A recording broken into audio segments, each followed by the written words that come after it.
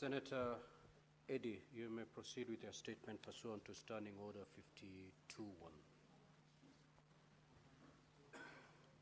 You read it as approved. Yeah.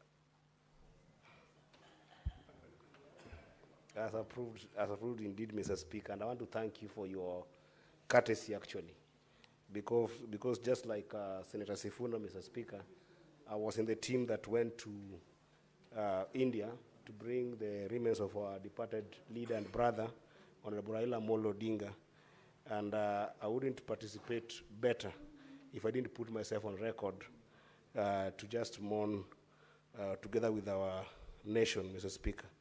Therefore, thank you so much for allowing me to read this statement on the demise of the Right Honorable Raila Odinga. Mr. Speaker, I rise pursuant to Standing Order 52-1 to make a statement on a matter of national and international concern, namely the demise of the Right Honorable Prime Minister Raila Odinga. It is never enough to continue sharing our sympathies and condolences to Mama Ida, Rosemary, Junior, Winnie, our brother Senator Oburu, and the larger Odinga family. Mr. Speaker, sir, as we have been mourning as a nation since the passing of Honorable Raila Odinga on 15th October 2025 in India, the somber mood that still engulfs our country has seen accolades and praise accorded to him in equal measure. In the solemn cries and wails of our people, this father of the nation has made a huge contribution to the life of our country and for generations to come.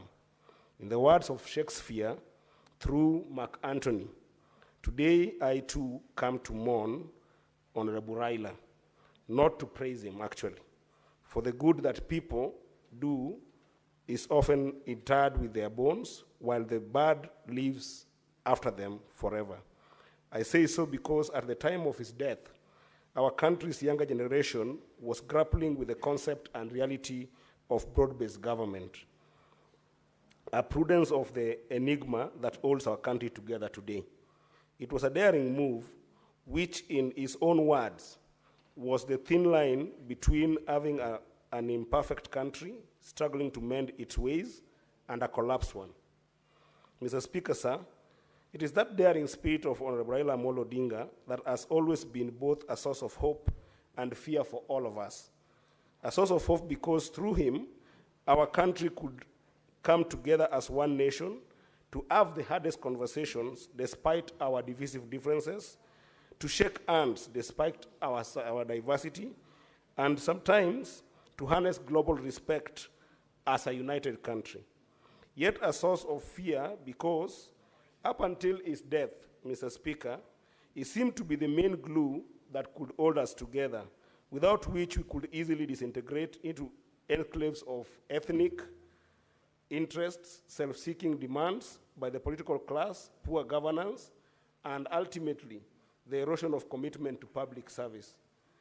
But I wish, as the courage, Mr. Speaker, and the commitment to dare to be a nation that he has left stronger than he found it when he was born on that 7th day of January, 1945. Mr. Speaker, sir, Raila Odinga challenged Kenya and Africa to dare and dream big with their natural and human resources. More often, when I traveled with him across the continent during and after his tenure as the African Union High Representative for Infrastructure, he saw and articulated the immense talent and treasure in all of us as African nations. He challenged us to stop exporting raw materials to the rest of the world, but instead invest in the value addition and local manufacturing to create jobs here on the continent in order to create for our young people and the rest of the generations opportunities in the continent. He challenged us to use our educated manpower as a bargaining chip to attract manufacturing to our countries, as China and India have done, places which he frequented the most, instead of subjecting our youth to torturous journeys across oceans in search for greener pastures. Mr. Speaker, sir, Raila also challenged Africa to have faith in itself and to allow its citizens to embrace one another through increased trade, less restrictive visa regimes, open skies, and transcontinental road and rail networks, things that he really did believe in. For me, Mr. Speaker, Raila grew from being a mythical Luo leader to a father of the nation figure, and then from the mythical Luo leader to the leader of my ODM party, and to a mentor, to a confidant, to a thought partner, and eventually, Mr. Speaker, to a true friend. In these capacities, Mr. Speaker, I got to learn of his greatest fears as well. One of his greatest fears was that through all forms of discriminations, whether based on tribe, race, religion, or gender, it would be impossible to build a lasting nationhood and institutions of inclusive and shared prosperity in Kenya if we continue with those discriminations. This bothered him immensely in every decision that he made about our country. He saw such divisions as barriers to progress and the biggest threats to the democratic and equality gains made since independence. He particularly loathed tribalism, believing it was stopping Kenya and Africa and many African countries from taking off towards first world status that would rival the Asian tigers. On the global stage, Mr. Speaker, Raila was eloquent as a voice for the review of the global order from the United Nations to the global financial architecture and North-South relations. He felt strongly that the global governance infrastructure established after the Second World War was no longer sustainable and needed a thorough review. Mr. Speaker, sir, I can go on and on, but the fact remains that even through our conclusive cries in mourning him, that his soul rests in peace. I doubt his spirit will ever rest in peace if we do not live up to some of these ideals that he lived for, Mr. Speaker. I doubt Raila's spirit will rest in peace if we do not strengthen devolution, for instance, by allocating adequate resources to devolve functions and ensure that governors use them prudently to improve the lives of our people, as he urged us on that day of May 22nd, 2025, when he visited this house. Mr. Speaker, I doubt his spirit will rest in peace if we do not realize the 10-point broad-based agenda, including compensation of victims of protest and expansion of economic opportunities for young people in government. Mr. Speaker, I doubt his spirit will rest in peace if, as a nation, we do not uphold democratic processes and institutions such as transparent and peaceful elections. Mr. Speaker, sir, just as Jesus Christ suffered and died for the salvation and good life of Christians, Honorable Raila Odinga went through the most dangerous street battles so that never again should the younger generation experience any kind of brutalities in the streets in the quest for justice and dignity for humanity. The continuous work towards a more just, globally competitive, equal, and equitable nations are the ultimate Raila ideals, whose achievement will ultimately rest his soul in peace. These are ideals which, in the words of Nelson Mandela, I hope to personally live for and achieve. And I hope we will also live for and achieve. But if need be, there are ideals for which I am prepared to die. And I hope you too are prepared to die. For now, may he rest in peace, Honorable Raila Odinga. I thank you, Mr. Speaker. Senator Faki.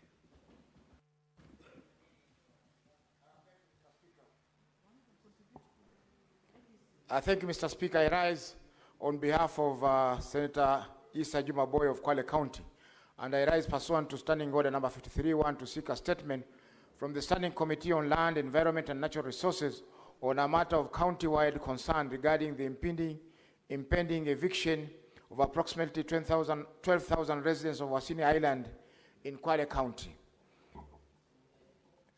Following the decision of the National Commission, NLC, to restore the parcel of land originally registered as plot number W33/Wasini Island to the family of the late Sagaf Alawi.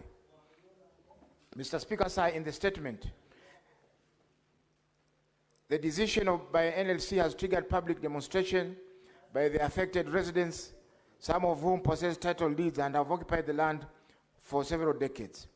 In the statement,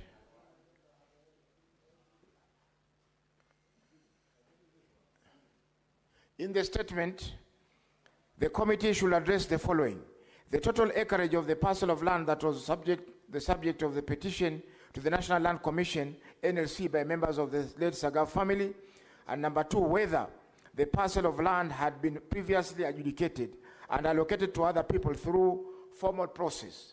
And if so, address whether the government will compensate the affected allottees who are facing eviction. Thank you, Mr. Speaker. Senator Issa Juma Boy, Kwale County. Statement pursuant to Standing Order 57-1. The Senate Majority Leader.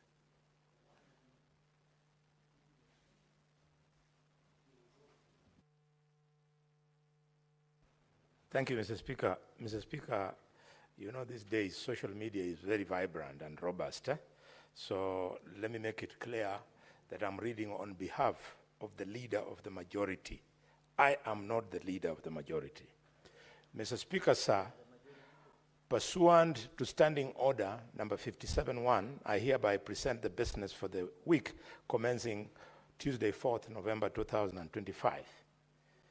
As you already have observed in your communication on Tuesday, 28th October 2025, but 4 of the 4th session will indeed be a very short one. This calls for a certain degree of urgency to conclude business pending before the Senate. As honorable senators will note from today's order paper, there are several bills at various stages awaiting division, as well as motions awaiting the question to be put. I call upon all honorable senators to prioritize plenary sittings for the Senate to conclude these businesses. I also urge that we redouble our collective and individual effort in a bid to dispense with business before the Senate. In this respect, I take this opportunity to applaud the Standing Committee on Land, Environment and Natural Resources for processing and concluding 8 petitions, tabling reports, and filing motions thereon, 4 of which are in today's order paper for question putting. Mr. Speaker, turning to the business before the Senate, the status is as follows. 61 bills are pending conclusion, of which 44 are at second reading stage, while 15 are at the committee of the whole, and 2 are at first reading stage. 38 motions are pending conclusion, 19 petitions are pending conclusion, out of which 15 are due for reporting by respective standing committees, and 466 statements pursuant to Standing Order number 53-1 are being considered by respective standing committees. On Tuesday, 4th November, the Senate committee will meet to consider the business for the week. The tentative business for that day will include business not concluded from today's order paper, as well as business that will be indicated in the notice paper. The tentative business for morning sitting Wednesday, 5th November 2025 will include the scheduled questions to Cabinet Secretaries as approved by the Senate Business Committee, as well as motions. The questions in consideration include the following. Question to Ministry of Agriculture, Livestock by Professor Ojienda.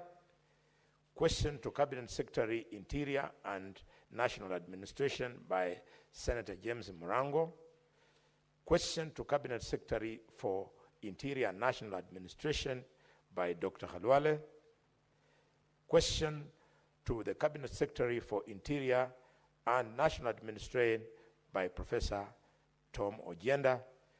Question to Cabinet Secretary for Interior and National Administration by Daniel Maanzo.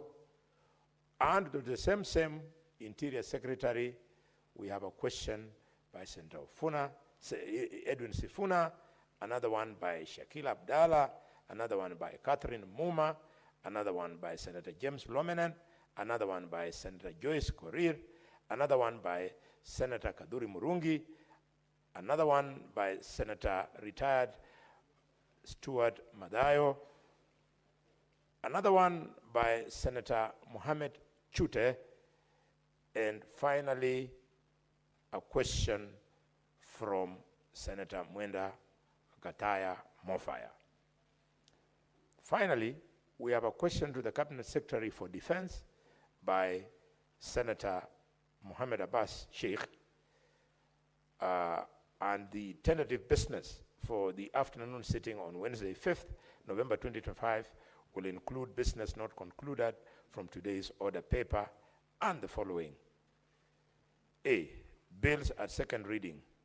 The County Wards Bill, the County Government's Bill, the Street Naming and Property Addressing System Bill, the County Government's Bill, the Public Finance Management Amendment Bill, the Culture Bill, the Public Procurement and Asset Disposal Amendment Bill, the Kenya National Councils for Population and Development Bill, the Electronic Equipment Disposal, Recycling and Reuse Bill, the Energy Amendment Bill, and the Health Amendment Bill. B, it will also include bills at the Committee of the Whole, which include the Sports Amendment Bill, the Public Fundraising Appeals Bill, the Heritage and Museums Bill, the Environmental Laws Amendment Bill, the Statutory Instruments Amendment Bill, the County Government's Education Laws Amendment Bill, the Sports Amendment Bill, again, the County Civic Education Bill. It will also include, Mr. Speaker, several motions, namely the installation of CCTV cameras in all police stations, cells, and police reporting desks, provision of integrated financial management information system, reports for county governments to the Senate, mainstreaming gender perspectives in legislative and policy processes, establishment of a policy to regulate artificial intelligence and innovation in Kenya, and to delink junior secondary schools from primary schools. Finally, but not least, Mr. Speaker, there will be the motion for the projected business, the projected business for Tuesday, 6th November 2025 will include business not concluded from Wednesday order paper and any other business scheduled by the Senate Business Committee. I thank you, and hereby, on behalf of the Leader of the Majority, Aaron Cheruyot, EGH MP, I lay the statement. Thank you. Now, honorable senators, I will allow comments for not more than 15 minutes. So if you get a chance to speak, kindly do so for not more than 3 minutes. The Honorable Enoch Wamboa. Thank you, Mr. Speaker. Mr. Speaker, I want to make a brief comment on the statement sought by Senator Okia Omtata on the privatization status of Webuye pan paper. The Speaker, it will be important for the committee to which this statement is committed to clear the air about a very fundamental question that the Senator has sought to clarify whether this was actually a sale or it was a lease. Because the information of the Speaker that is out there in the public is that pan paper was acquired by Talochan Limited, a subsidiary of the Rai Group, at a cost of 900 million Kenya shillings in 2016. And the Speaker, Going by public conversations around pan paper, it would appear that it was an absolute sale, that deal was closed and pan paper went to Rai Group, and so what they do with it then becomes their own private business. Mr. Speaker, this question is important coming at a time that there are national conversations around the privatization of the Kenya Pipeline Company. Mr. Speaker, as a leader in this House, as a leader in this country, I just want to caution us, all of us, including myself, leaders in this country, that this appetite for privatization of public assets, especially strategic assets, is not a good thing for us now, it's not a good thing for the future. I say this, Mr. Speaker, because I hear that the argument being put forward for the privatization of the Kenya Pipeline Company is that we want to finance, to support the budget for 2025-2026. Mr. Speaker, after we have privatized and sold part of KPC to private investors, and we have financed the budget for 2025-2026, what will we sell to finance the budget for 2026, 2027, and 2027, 2028? Mr. Speaker, you cannot be selling assets to finance national budgets. The best thing to do is to cut our shirts according to the size of our cloth. If the budgets are too huge, then let us forego expenditures today and work hard to bake a bigger national cake. The option, Mr. Speaker, not be selling national assets to finance budgets. Senator Chiranke.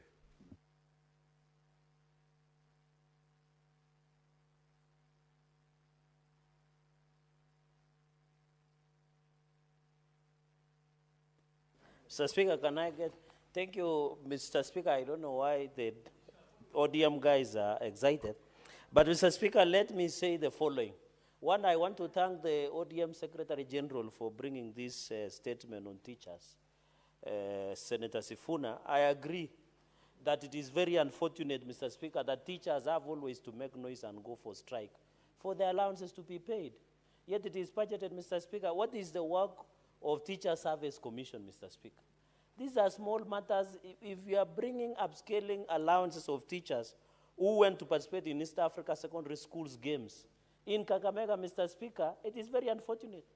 Mr. Speaker, one of the professions that is attacked from all angles, Mr. Speaker, are teachers. You remember we fought in this House against the scrapping of hardship allowances, Mr. Speaker, that was amounting to 6 billion, Mr. Speaker. You remember, Mr. Speaker, every teacher that retires in this country, for the ex-crusher allowances or payment upon retirement to be paid, Mr. Speaker, they must run around for almost 3 months to be paid, Mr. Speaker. Even in the extraneous allowances, Mr. Speaker. I agree even the marking. Imagine after finishing marking exams, teachers have to make a lot of noise for the allowances to be made, Mr. Speaker. I think it is unfair to teachers. I agree with this statement that even by the time, and I wish the Chair of Education would have been here, to issue even a progress report by next week, Mr. Speaker, I request for your indulgence, because it's a small matter. It is just the TSC to pay teachers their allowances. It is as simple as that, Mr. Speaker. Finally, on the issue of Rai, Mr. Speaker, and Webuye and paper mills, is some people have selective amnesia. They are not saying that during privatization of this company, it was under President Uhuru Kenyatta. We have just inherited assets and liability, Mr. Speaker. And I want to say on the floor of this House, because I'm speaking after Deputy Minority Leader, that the government, when we pass the Privatization Act, Mr. Speaker, it does not mean the government sells the entire state-owned, Mr. Speaker. All of it, the government retains the stake, like Kenya Pipeline and many others, Mr. Speaker. We are also lying to Kenyans because, Mr. Speaker, most of the suckers, the parastatals, all of them are making losses, including KICC, Mr. Speaker. I saw they were making 4 billion loss or plus. A number of parastatals are not necessary for this country, Mr. Speaker. We must allow the government to privatize, Mr. Speaker. We have also PPPs, acts, public-private partnership, Mr. Speaker. It is in the interest of the country that a number of these state-owned that are making losses, Mr. Speaker, must and should be privatized for the sanity and stability of the economy, Mr. Speaker. Let us leave the politics outside what we want to achieve as a country. I don't think our future generations will be happy, Mr. Speaker, if we continue to have state-owned institutions that make losses, Mr. Speaker. I yield. Senator Kavindu.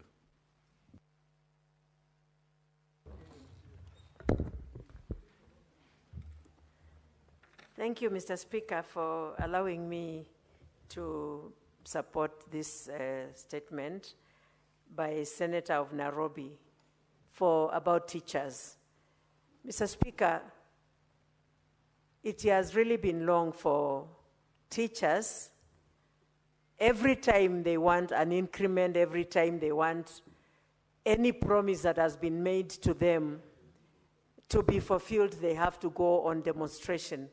Mr. Speaker, it's a high time because everybody, including even the highest top seat in this country of a president to the least, they all pass through the teachers.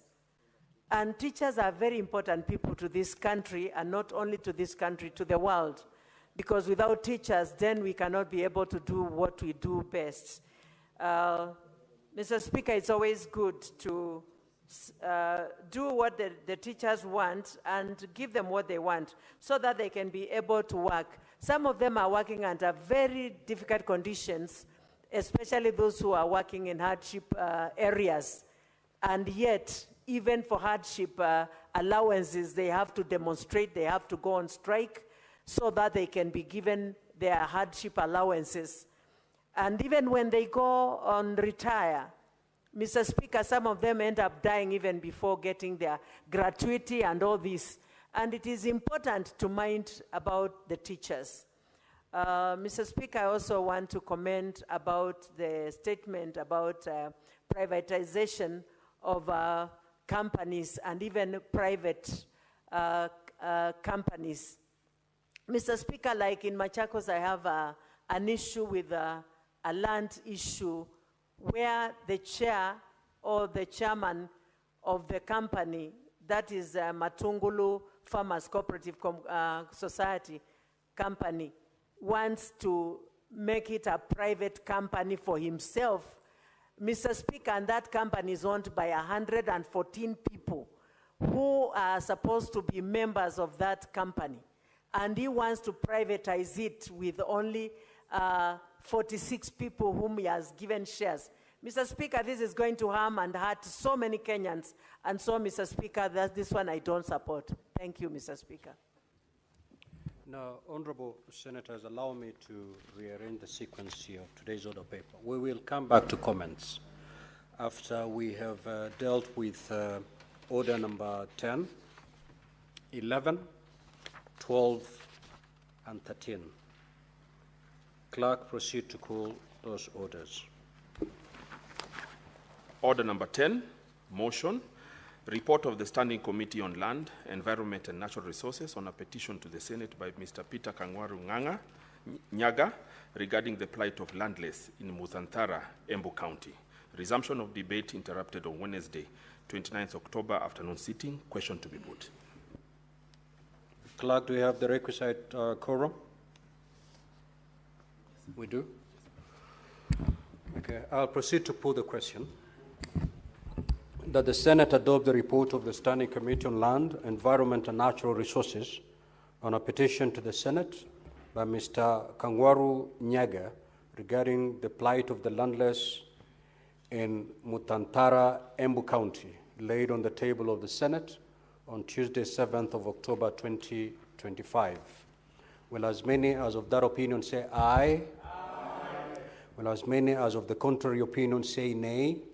The ayes have it. Next order. Order number 11, motion, report of the Standing Committee on Land, Environment and Natural Resources on a petition to the Senate by Mr. Robin Kalama and other residents of Marungu in Taita Taveta County concerning threatened eviction from their ancestral land by Holy Rosary Catholic Parish, Mwanda. Resumption of debate interrupted on Wednesday, 29th October 2025 afternoon sitting. Question to be put. Honorable Senators, I now put the question that the Senate adopt the report of the Standing Committee on Land, Environment and Natural Resources on a petition to the Senate by Mr. Robin Kalama and other residents of Marungu in Taita Taveta County concerning threatened eviction from their ancestral land by Holy Rosary Catholic Parish, Mwanda, laid on the table of the Senate on Tuesday, the 7th of October 2025. Will as many as of that opinion say aye? Will as many as of the contrary opinion say nay? The ayes have it. Next order. Order number 12, motion, report of the Standing Committee on Land, Environment and Natural Resources on a petition to the Senate by representatives of Mwandabusi land squatters in Bobaracho Ward in Kisii County concerning delayed allocation of alternative land. Resumption of debate interrupted on Wednesday, 29th October 2025 afternoon sitting. Question to be put.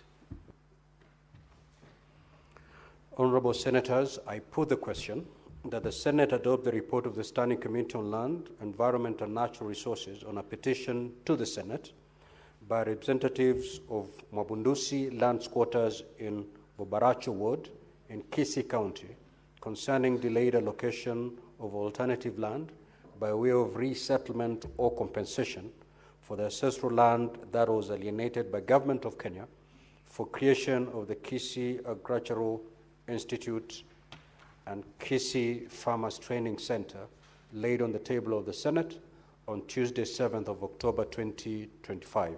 Will as many as of that opinion say aye? Aye. Will as many as of the contrary opinion say nay? The ayes have it. Next order.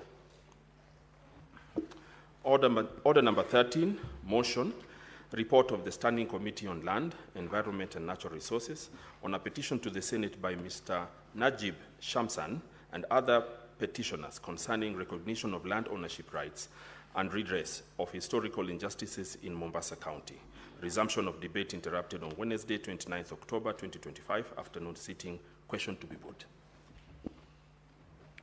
Honorable Senators, I now put the question that the Senate adopt the report of the Standing Committee on Land, Environment and Natural Resources on a petition to the Senate by Mr. Najib Shamsan and others concerning recognition of land ownership rights and redress of historical injustices in Mombasa County, laid on the table of the Senate on Tuesday, the 7th of October 2025. Will as many as of that opinion say aye? Aye. Will as many as of the contrary opinion say nay? The ayes have it. We will now resume comments on the statement sought. Senator A.C. Okenyuri. Thank you, Mr. Speaker, for this opportunity. I wish to weigh into Senator Sifuna's statement. Senator Sifuna's statement on the delayed payment, Mr. Speaker, paints a feeling of frustration and exploitation, Mr. Speaker. I have personally grown up in the house of a teacher, and the challenges I had then are the challenges we are experiencing right now. So, Mr. Speaker, I do not know, is the problem successive governments or we just don't need teachers? Mr. Speaker, worse still, right now lecturers are on strike. Students in campus who are to sit for the examinations are at home, and the fear is these students might not graduate, Mr. Speaker. So, Mr. Speaker, I would wish that the committee that is going to look into this weighty statement by Senator Sifuna also focuses on the basis of the current payment of allowances, especially for the teachers who are marking examinations. Because like now, even the ones who are supervising, who just finished supervising KPSEA examinations, someone is being paid 1,600 shillings for 4 days, and they have to travel from either Nyamarambe to Etago, that's in Kisii. The distance does not match whatever those teachers are being compensated, Mr. Speaker. Mr. Speaker, and lastly, we even have the teachers, the science teachers, who are supervising practicals, Mr. Speaker. They are not being compensated in any way, and they spend lots of their time trying to ensure that all the processes go very well, Mr. Speaker. Mr. Speaker, NEC continues to frustrate and punish teachers because even in where we have issues of allegations of cheating, NEC is issuing blanket condemnation of even innocent teachers who are then stopped from attending marking, Mr. Speaker, and I fail to understand how fair is this, Mr. Speaker. NEC needs to wake up and address the challenges of teachers so that we are not lamenting year in, out. Why would someone mark examinations of your child at home and have to wait for a very long time to get their dues? And whatever dues they are waiting for are peanuts, Mr. Speaker. So these are issues we really need the Committee of Education to look at and furnish this House with the real issues or solutions to some of the issues I've raised in supporting Senator Sifuna's statement. Thank you, Mr. Speaker. Senator Olekina. Thank you, Mr. Speaker. Mr. Speaker, I rise to make some brief comments on two statements. First, I'll begin with a statement by the distinguished senator from Busia County in regards to the issue of pan paper mill. Mr. Speaker, if my memory serves me right, the Webuye paper mill was sold in 2016 after being idle for 6 years, I think 9 years. It is brought to my desk. And was wallowing in debt, and it was sold to a private entity. The role of the government was simple, to facilitate the transaction because it was already with a receivership. So we wait for about 10 more years to be able to raise a question about it. Is that not really interfering with the private entity? In fact, the only role the government had there was only to facilitate, to create, to give licenses, and to create a good environment for business. So, Mr. Speaker, I don't know whether the distinguished senator was really advised on this statement, because then how are you going to ask a private entity who paid 900 million on what they have done with the investment? I mean, seriously, we have to be serious on certain questions. Mr. Speaker, the second statement that I want to comment on is an amazing statement by Senator Hamida. I want to request Senator Hamida on her statement on the issue of rapid test for sickle cell. I know for a fact that the authority to approve the use of rapid test equipment is with the Poisons and Pharmacy Board, which is regulated under the Poisons and Pharmacy Boards Act. It is, yes, it is under the ministry, but it is the Poisons and Pharmacy Board that approves, and the ministry only recommends the use of these things. So it will be important that when the Senate Committee on Health is investigating this matter, to be able to address directly the Poison and Pharmacy Board, because it's a semi-autonomous entity. You know, whether it's being disbanded or not, but the fact that it was established under, I think, if my memory serves me right, I think it is under the CAP. You know, it's under the Pharmacy and Poisons Act, CAP 224. So if we are going to repeal that section of the law and then come up with a new, but as we speak right now, those are the only people who can be able to give us answers. So, Mr. Speaker, it is important. On the first statement, that we really, and I want to request the Secretariat to be giving us, to be assisting us, understand the importance of the feedback that we get back from the committees. A private entity should be allowed to just do the work privately. Thank you, Mr. Speaker. Senator Kenyu. Asante Bwana Spika kunipa fursa hii. Nataka kuchangia kwa taarifa ambayo imeletwa na Senator wa Nairobi Sifuna na kusema kwamba Bwana Spika, walimu wanafanya kazi ambayo ni ya muhimu sana katika jamii.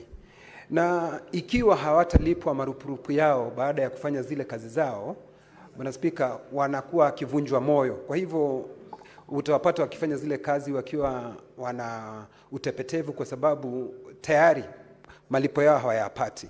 Bwana Spika, ukitembelea sehemu nyingi hata zile wanazofanyia kazi zile si sehemu ambazo ni nzuri sana, kwa sababu wanaamka mapema. Ukitembea pengine sehemu kama za Laikipia, unapata wanapoenda pale shuleni wanapatana na ndovu, wanyama wengine wa polini. Kwa hivyo wanafanya kazi hizi kwa mazingara ambayo ni magumu sana. Kwa hivyo wanapaswa kulipwa marupurupu yao, Bwana Spika, kwa sababu wao ndio wana msingi wa mambo mengi ambayo yanatendeka, kwa sababu wengi wanapitia katika mikono yao, wawe ni madaktari, mawakili ama watu waliofikia katika nyadhifa mbalimbali, Bwana Spika. Kwa hivyo walimu wanapaswa kuheshimiwa, kwa mazingara yao kuangaliwa, na vile vile marupurupu yao, kwa sababu hilo ndio tegemeo lao, waweze kupata maisha ambayo ni ya kuendelea mbele.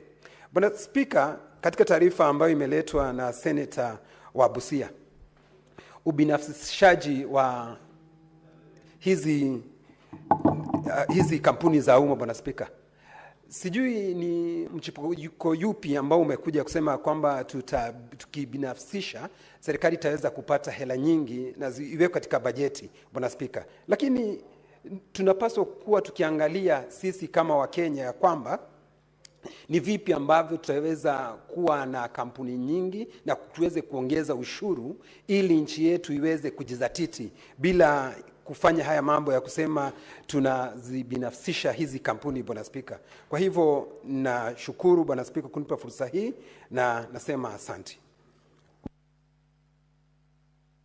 Now, Honorable Senators, the 15 minutes allocated for that session have long been expended.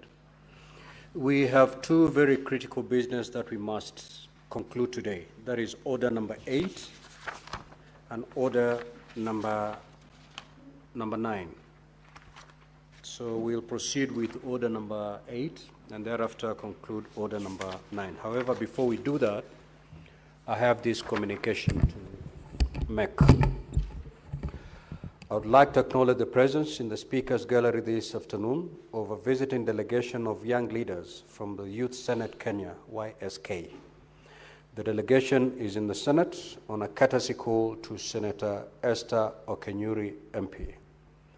Honorable Senators, the Youth Senate Kenya is an independent, non-partisan development and advocacy youth-serving organization working towards a just, equitable, and progressive society where young people fully enjoy their economic, social, and political rights and opportunities. Founded in 2014, specifically to spearhead a youth-led development model in Kenya, with a mandate to enrich a democratic dialogue and ensure youth engagement in national and regional affairs. Currently, the organization is working on a youth leadership program across the 47 counties with the support of the county youth senators with the aim to promote value-driven leadership for democratic governance. The organization has also formed both a national and regional network of youth action partners working towards advancing a youth-led approach in development. I request each member of the delegation to stand when called out so that you may be acknowledged in the Senate tradition. Ms. Jacqueline Kibet, Youth Senator from West Pokot County. Mr. Bernard Odhiambo, Youth Senator from Migori County. Ms. Winnie Ongere, Youth Senator from Homa Bay County. Mr. Elijah Tipango, Youth Senator from Kajiado County. Ms. Eda Chebet, Youth Senator from Elgeyo Marakwet County. Ms. Diamond Dakana, Youth Senator from Garissa County. And Mr. Bill Kaunda, Youth Senator from Kisumu County. Honorable Senators, in our usual tradition of receiving and welcoming guests to Parliament, I extend a warm welcome to the delegation, and on behalf of the Senate, and my own behalf, wish them a fruitful visit. I will request Senator Essie Okenyuri under 1 minute to extend a word of welcome. Thank you, Mr. Speaker. I wish to welcome the youth senators. Before coming to the Senate, I equally had an opportunity to serve as a youth senator, and we were among the founding members along Honorable Gideon Keter. So youth senators, you're welcome here. This is a platform to learn from, and you can easily transit to national politics, or if you're not getting into politics, shape policy that is offering solutions to the challenges this country is facing. So you're very welcome. Take back the regards of senators back to your home counties, and we look forward to interact and get more people to the movement so that we have transformative leadership, which we all yearn for. Thank you. Next order, clerk.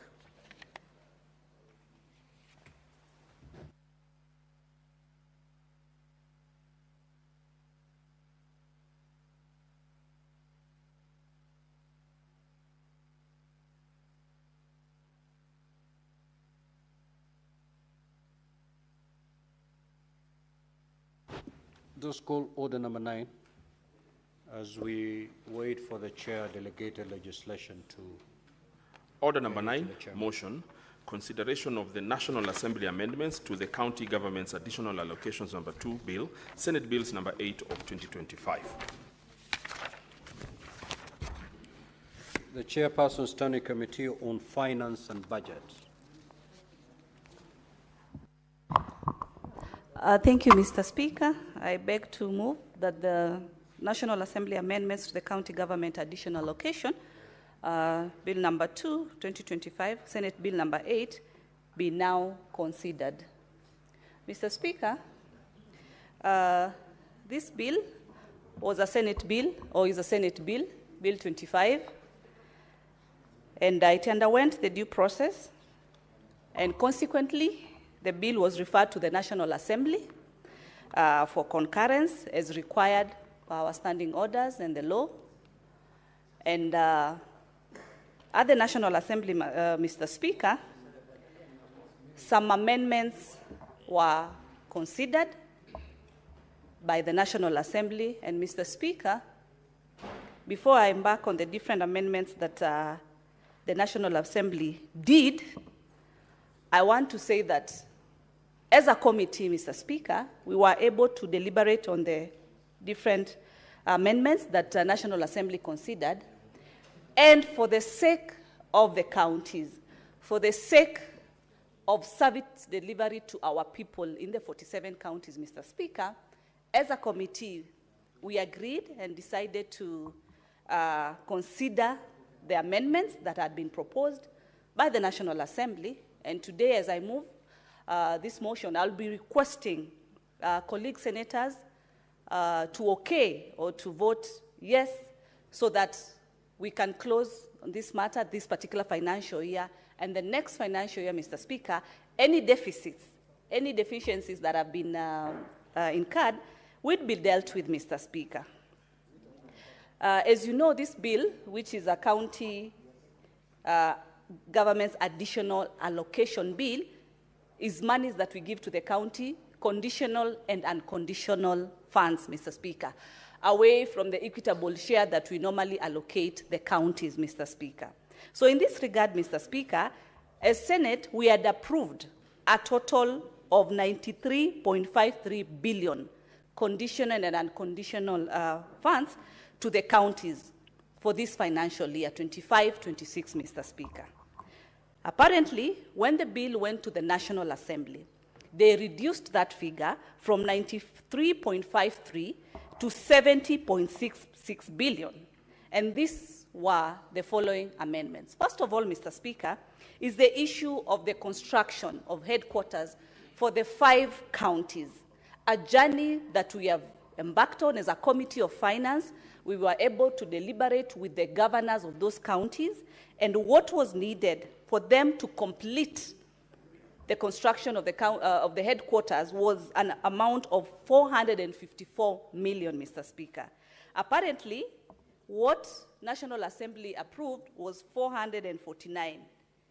They reduced with 5 million, Mr. Speaker. As a committee, we looked at this and said, instead of forward and back, we will be able to ensure that in the next financial year, this 5 million is included, is considered, so that that matter comes to an end. our focus as a committee, when we brought in the different stakeholders, Public Works, the Ministry of Finance, the 5 governors and their senators on this issue, the whole essence was to try and ensure that they get their money, that allocation had been done, and there had been consistent delays in each and every financial year so that we close on this issue of the headquarters. Secondly, Mr. Speaker, was on the issue that we've really had forth and back with the National Assembly, the issue of RMLF, Mr. Speaker, amounting to 23.64 billion, Mr. Speaker. Apparently, the reason we agreed to this is simply because this matter is live in court. It's an ongoing court case, and as both houses, as per our standing orders direct, we felt that since it's a matter that is ongoing, we let the due process of the court take its course, let the conclusion be. And this money is because they are just held, you know. Of course, this money should be given to the counties for the counties to continue doing the road improvements and the road projects that our people do need. But since this money is just still held, we felt that let it not be the issue that makes us have forth and back as far as this bill, Mr. Speaker. Thirdly, Mr. Speaker, was on the issue of KIPES, Mr. Speaker, that we realized that some counties had started very well with the issue of KIPES. And National Assembly, in their proposals, proposed that those counties that the projects had really moved to a greater percentage, close to above 50%, let them be given that the balances of their money, instead of allocating those funds to new counties for them to restart again, let the counties that have really done massive implementation of the project, let them do to completion so that that actualization and value for money can be felt, Mr. Speaker. We also, additionally, we had the issue of the Kenya Devolution Support Program, where there are some grants which were revised, like from 1.76 billion to about 3.43 billion. This is an increment, actually. And then at the same time, we had the Kenya Informal Settlement Improvement Project, whose allocation was through World Bank was about 800 million, which was now improved to the allocation was about 800, no, it was about 1 billion, sorry, and this improvement was up to 2.5 billion. There was an increment, Mr. Speaker. So as a committee, Mr. Speaker, we did consider these differences in terms of how much has National Assembly reduced versus the timeline that we have for the counties to be able to get the allocation, and any differences will be factored in the next financial year. We didn't want things to stall or the counties not to be able to move, Mr. Speaker. The other issue, Mr. Speaker, as I conclude, was on the, as I've said earlier, was on the issue of the total reduction, which is about 23 billion that has been full. But if members were keen, you realize this amount is highly from RMLF. The 23 billion is the bigger chunk of the total of 93. The 23 is from RMLF. And since the matter is live in court, we felt that the amount that they have reduced is, you know, is minimal.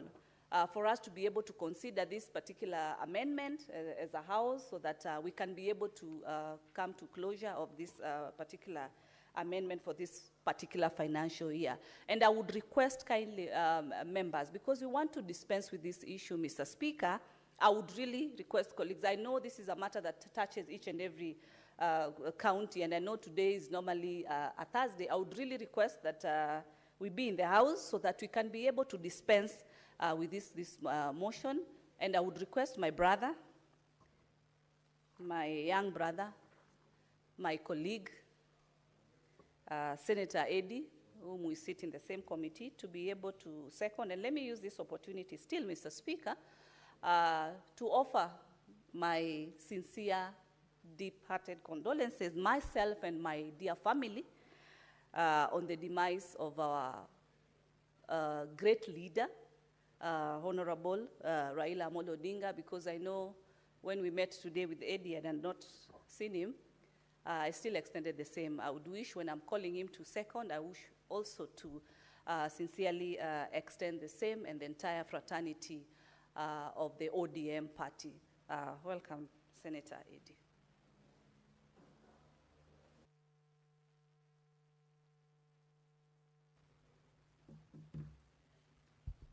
Mr. Speaker,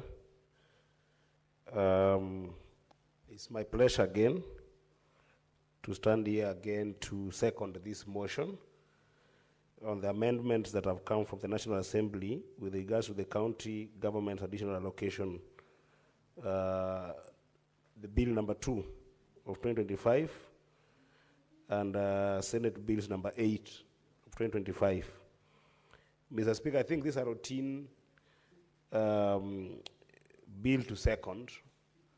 And I needed to emphasize, Mr. Speaker, that continuous conversation around county government's additional allocations has become prohibitive to development in counties, Mr. Speaker. And therefore, I want to urge my colleague senators that we do agree with this report and overall the amendments that have been have come from National Assembly, not because we cannot fight further for some of these elements, Mr. Speaker, of monies that we want, but because arduous delay in terms of passing this bill leads to arduous delay in terms of getting finances that goes to the counties.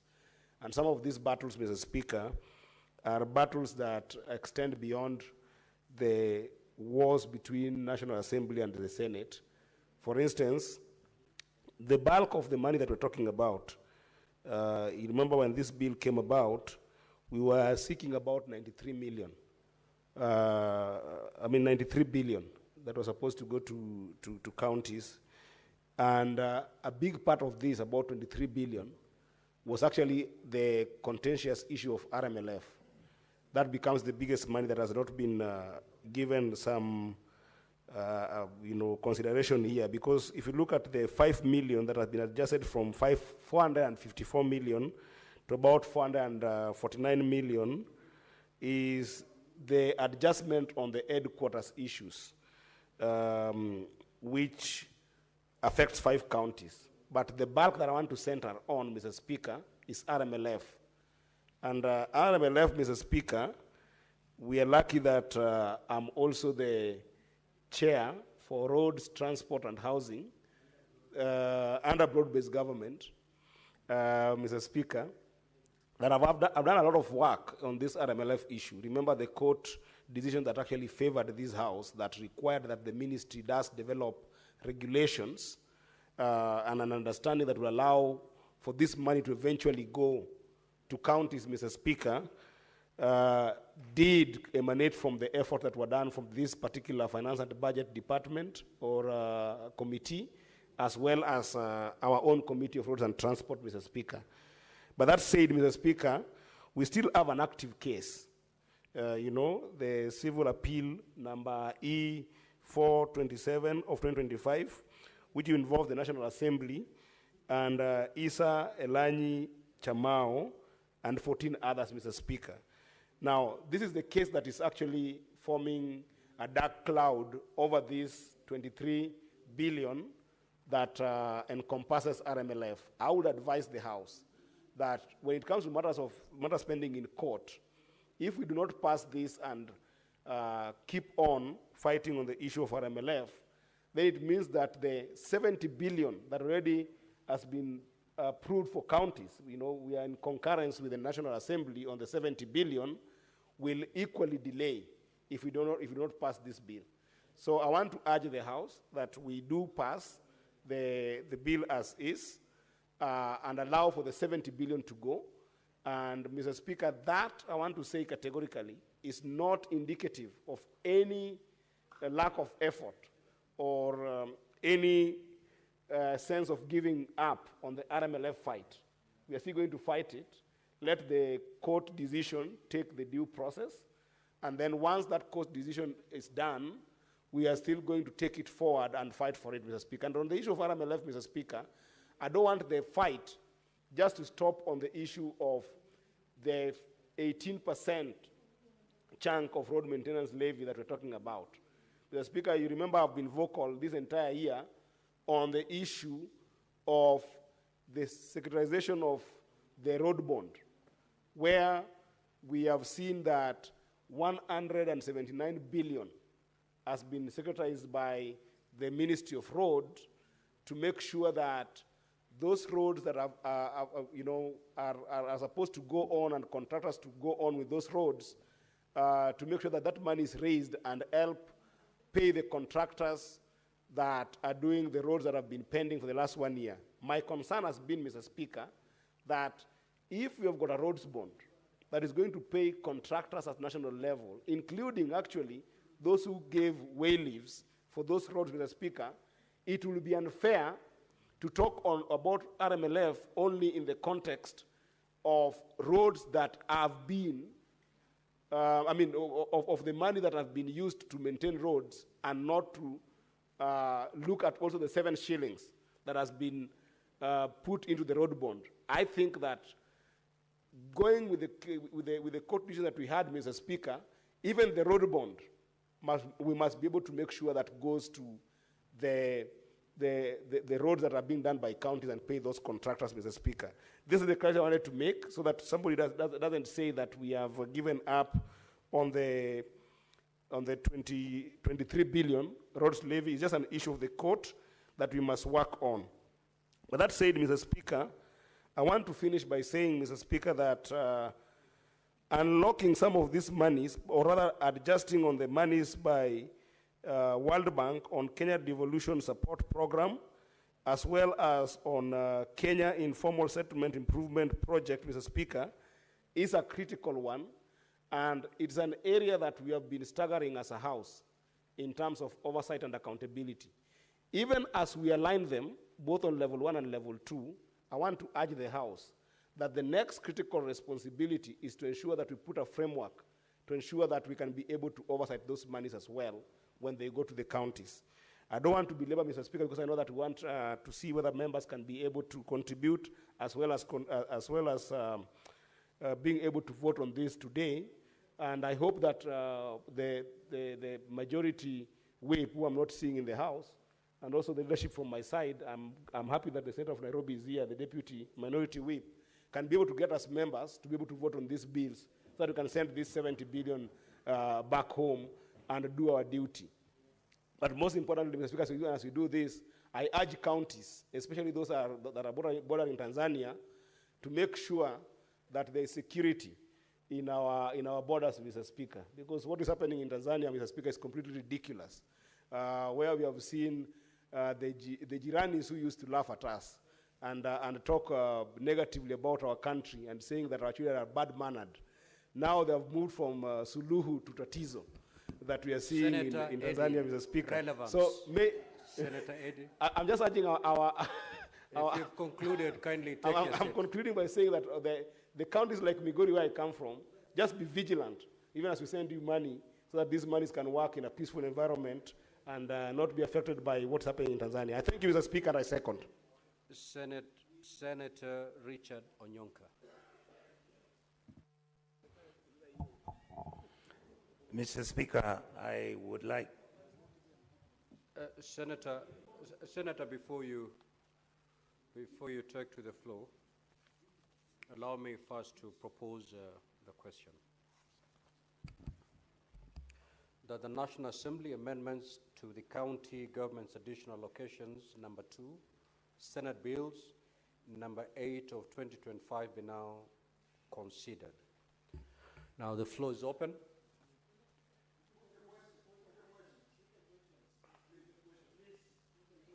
I have honorable senators on my dashboard wishing to say something.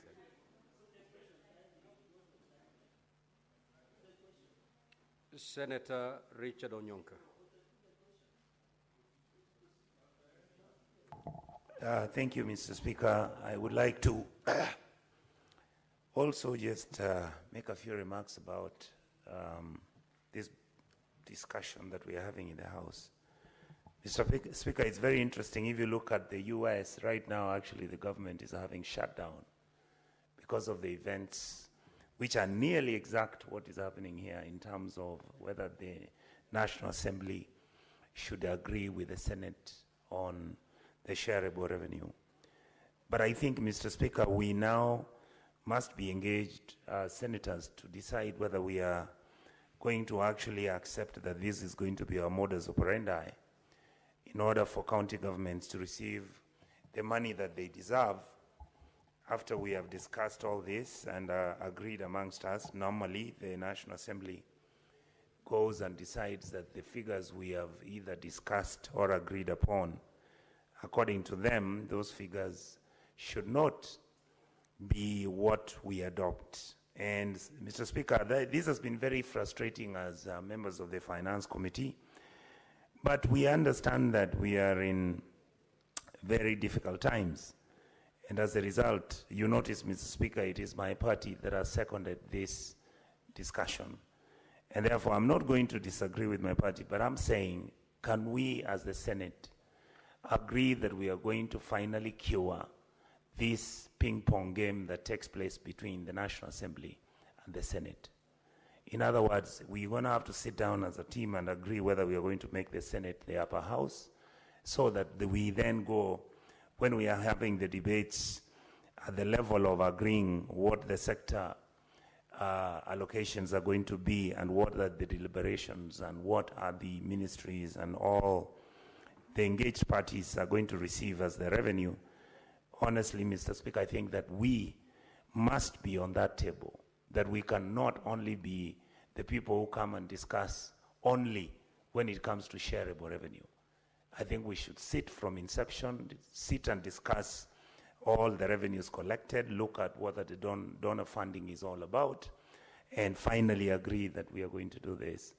Otherwise, Mr. Speaker, because my friend and brother Eddie Okech has actually made the case, and he has made the case reasonably well, and I think right now, for some of us who are in that mood of mourning, we are not willing to be combative with our brothers, and we let it pass. Mr. Speaker, I support. Senator for Nairobi City County.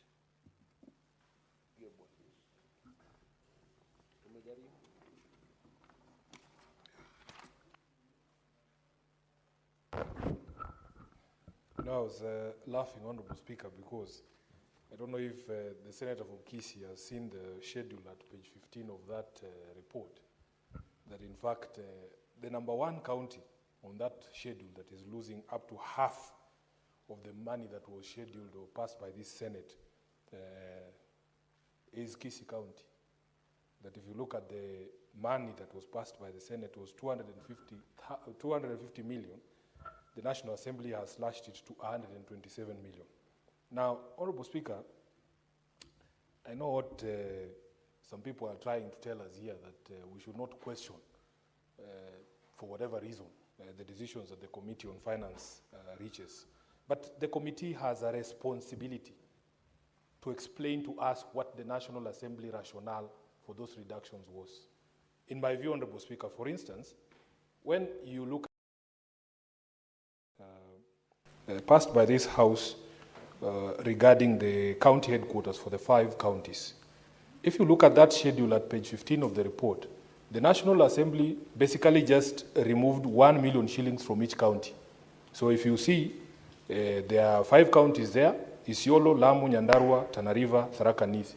Where the Senate has passed 60 million shillings, the National Assembly has reduced it to 59. 121 to 120 for Lamu, 121 to 120 for Nyandarua, 121 to 120 for Tana River, and 31 million to 30 million for Tharaka Nithi. At the very minimum, you know, this just looks like a very arbitrary action, or just, to me, Honorable Speaker, a flexing of muscles that the National Assembly can show the Senate that they can do these things. What is the rationale? I mean, the committee should explain to me what is the scientific reason behind moving the allocation for Isiolo from 60 million to 59.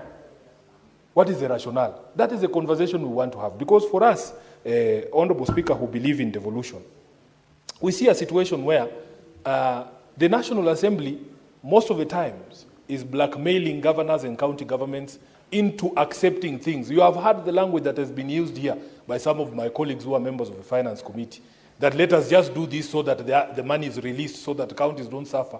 And I have had conversations with governors when they appear before a Public Accounts Committee of the Senate. Honorable Speaker, I have asked them, is it not possible one financial year for us as a family of devolution to tell the National Assembly, you can keep all the money if you want until you are able to give us all that we deserve as a family of devolution? Because this is open blackmail. Every single time, this is the argument. Honorable Speaker, what Senator Eddy has failed to mention to you is that the High Court, which has jurisdiction to determine constitutionality of the laws that we pass here, has already declared the removal of sums of money to do with RMLF from the county governments unconstitutional. I am aware there is a Court of Appeal stay of that decision, but the Constitutional Court has already determined that in fact that was unconstitutional. This is blackmail. It is blackmail that every single time we are not in agreement with our brothers in the National Assembly, they threaten that, oh, we need to just allow this to go so that we are able to get a fraction of what we deserve. So a reduction, Honorable Speaker, of the amount from 93 billion to 70 billion, to me, is a matter that we in the Senate must be concerned about. And I will keep reminding people, you know, Honorable Speaker, it has become fashionable for people to throw around this thing. Every single discussion that comes up, we in broad-based. I want to remind them that the broad-based is based on a 10-point agenda, one of which, Honorable Speaker, was to ensure that county governments are fully financed, fully funded, and that devolution is protected. So when you run around with this thing, always remember that there's an agreement there that is the underpinning of that relationship. And if you do not do what that agreement says, then you cannot run around talking about broad-based. So those of you who like to run around with that thing, please read it. And Honorable Speaker, I have said here before that because even Baba himself told the country that I'm the one who wrote that thing, don't argue with me about its contents. I know exactly what it says. I know exactly what the spirit was. I know exactly what the intention of that agreement was. So, Honorable Speaker, if you see a reduction in amounts that are going to counties of that magnitude, I, as SG of ODM, as a senator, sworn to protect devolution, I must raise the alarm. Let us not hear excuses from the Finance Committee. Let us not hear excuses for the Finance Committee. Which financial year will this Senate ever put its foot down and say, you give us all or nothing? Let the county governments shut down the way that he has said here, because they're always blackmailing us with a shutdown of county governments. One of these financial years, we should put our foot down and say, give us what we deserve or stay with all of it, if you don't want devolution to work. So, Honorable Speaker, for me, the committee must put its foot down and get explanations from the National Assembly as to why these decisions were made. And when Eddy raises that point of order, I have no problem. Let him give us an explanation of the 1 million shilling reduction in each county of these 5 counties that was allocated for construction of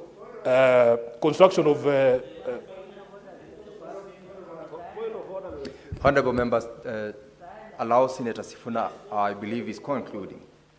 Let's allow to have him conclude. Senator Sifuna. Honorable Speaker. I'm giving you the floor to conclude. The what? I'm giving you to continue. Thank you. Conclude on the floor. Thank you, Honorable Speaker.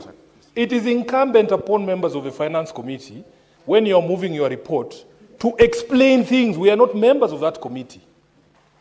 If you did not ask these questions, we have a right to ask these questions, Honorable Speaker.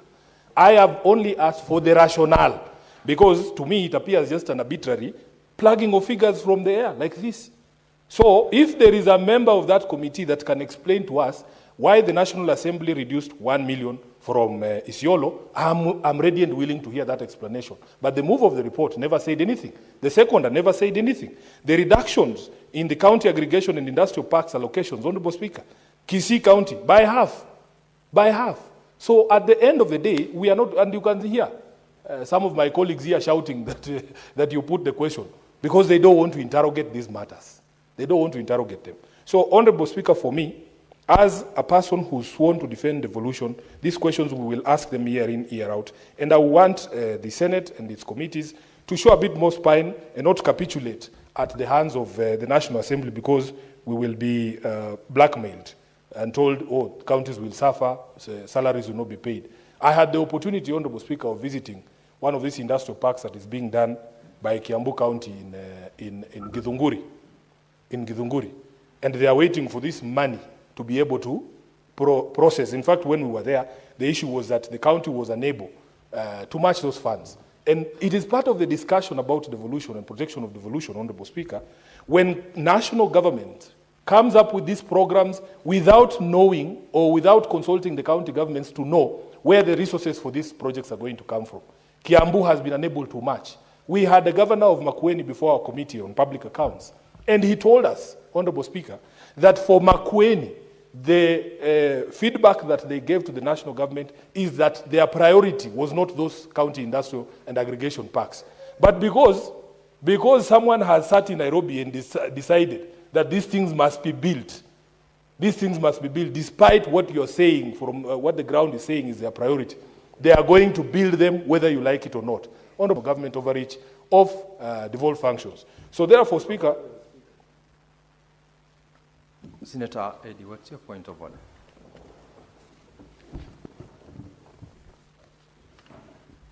Mr. Speaker, I'm just under responsibility of statement of fact, Mr. Speaker, 105. And also, perhaps it borders 101, Mr. Speaker, on the statements that my good friend Senator Sifuna has talked about in terms of insinuation that perhaps we're just using the word broad-based to protect a conversation around this bill. Mr. Speaker, I think that it's a matter of fact from my side, and perhaps Senator Sifuna should understand that when I raised the issue of the biggest chunk of money that has not come here, it is an issue that has been blocked by law. The matter is in court.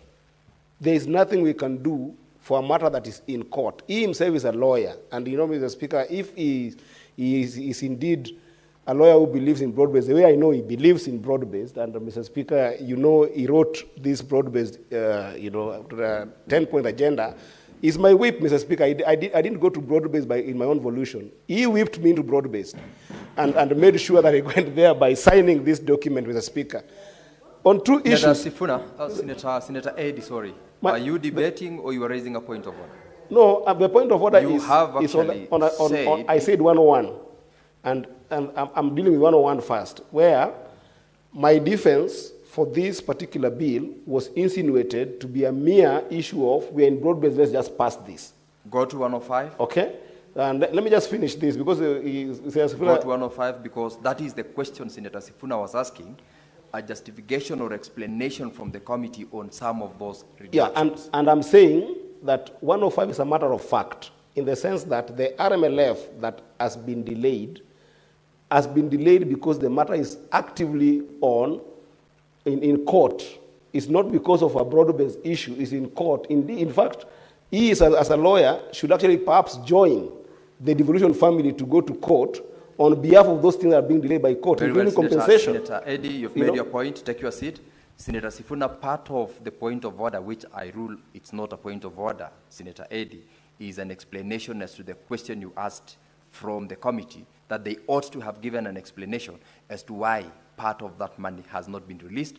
And you've got from the member that indeed there is a matter in court, and I believe that suffices to some extent as an explanation, which of course does not necessarily answer conclusively the concerns you've raised, which are entitled to you as a member of this House to raise in debating the report. Speaker, I have dedicated my life to teaching these broad-based people. First of all, the stay in the Court of Appeal did not stop Parliament from legislating. There is no way a court can stop you from putting a schedule on a piece of legislation. That is what you should know. Luckily for you, you are my classmate at the University of Nairobi, so you know exactly what I am saying. Number two, the Senate was aware of that court case that was going on. We, in our wisdom, never removed the RMLF from the statute. So if tomorrow we wake up, for instance, Honorable Speaker, and that court order has been lifted, and you have a schedule here that does not have RMLF, then you start over the process again. The court did not stop you from doing your job as legislators and making laws. So understand these things, we know them. I know Senator Eddy is not a lawyer, so I'll forgive him. But what you need to do, Senator, as a member of this Finance Committee, please take time to explain to us. If I come here with a report of the County Public Accounts Committee, Honorable Speaker, or indeed the Energy Committee where I sit, I have a responsibility because I'm the one who interacted with those decisions and discussions to explain.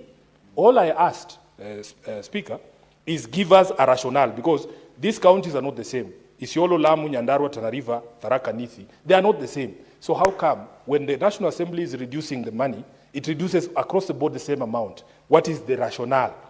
Because if you look at the initial allocation, Isiolo had been given only 60 million, right? Lamu has 121, which is almost double that. So even if there is a reduction, you would expect that it would be proportionate. Nobody has bothered to explain to us. They are just shouting here that you put the question, Honorable Chair. You have a responsibility to explain. You have a responsibility to explain. No, I have heard enough from laymen. Now let you listen to the lawyers now. I don't want your information. Speaker, we will fight for the family of devolution. This is what we saw here too. He would not be here telling me, oh, we are in broad-based. He would say takataka. Yes.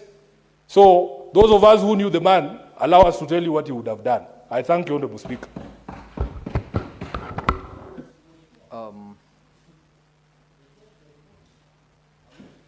Senator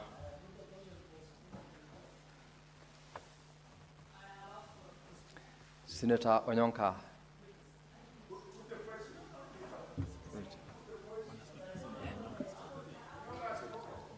Order, Senator Onyonka. I have notified here that you already spoke to this motion. Take your seat. Take your seat. I was giving you the platform to debate on the motion.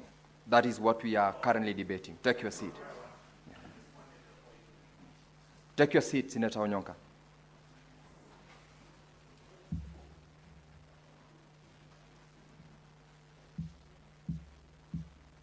Senator Agnes Kavindo. Thank you, Mr. Speaker. Even as I support this report from the Committee of Finance, but National Assembly has no right to deduct the monies that we allocate to the counties because they don't deal with the counties, they deal with National Assembly. So anything to do with the counties, they should just respect us and leave it at what we have suggested. Two, Mr. Speaker, the counties are having a lot of issues right now. Mr. Speaker, if you can pay attention and listen to what I'm saying. Mr. Speaker, the counties are having a lot of issues because of the e-procurement. Right now, from July, I don't think there's any county which has been able to procure anything because of the e-procurement, because according to the counties, it's not working. So this money we are going to pass, I hope it's not going just to lie at Treasury doing nothing until the money is returned back. But they should also see what can be done through the e-procurement so that the counties can start being operational, because there are so many projects which have stalled now in counties, and counties must be working. Mr. Speaker, I don't know if the Committee for Finance also can intervene about the e-procurement issues to the counties. Thank you, Mr. Speaker.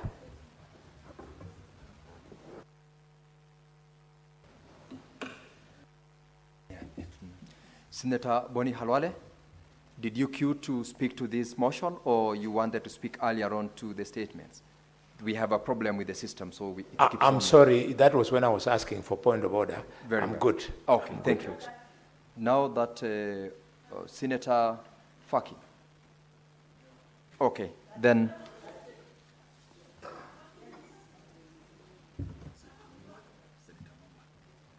But she's not here. Okay, sure. Senator Catherine Muma. Thank you, Speaker. And I don't know what the system is all about, whether my name is not being seen or whether there is some strategic arrangement. Senator Catherine Muma, I can assure you that there isn't any malice on the part of the Secretariat of I know the you Chair not to be malicious. To deny you I know you not to be malicious. I know the Secretariat not to be malicious. It is just said in gist. Honorable Speaker, allow me to speak to this issue. I rise to support the passing of this bill, but I want to associate myself with the sentiments made by Senator Onyonka and Senator Sifuna in terms of how Parliament is taking its responsibilities on this matter. And Mr. Speaker, I wish to call upon our Committee on Finance to actually help us to play our role in terms of Article 1 and Article 96 on protecting of devolution by enabling us to actually report in an accountable manner so that we are able to clearly indicate to the citizens of Kenya why we must have a back and forth between the two houses.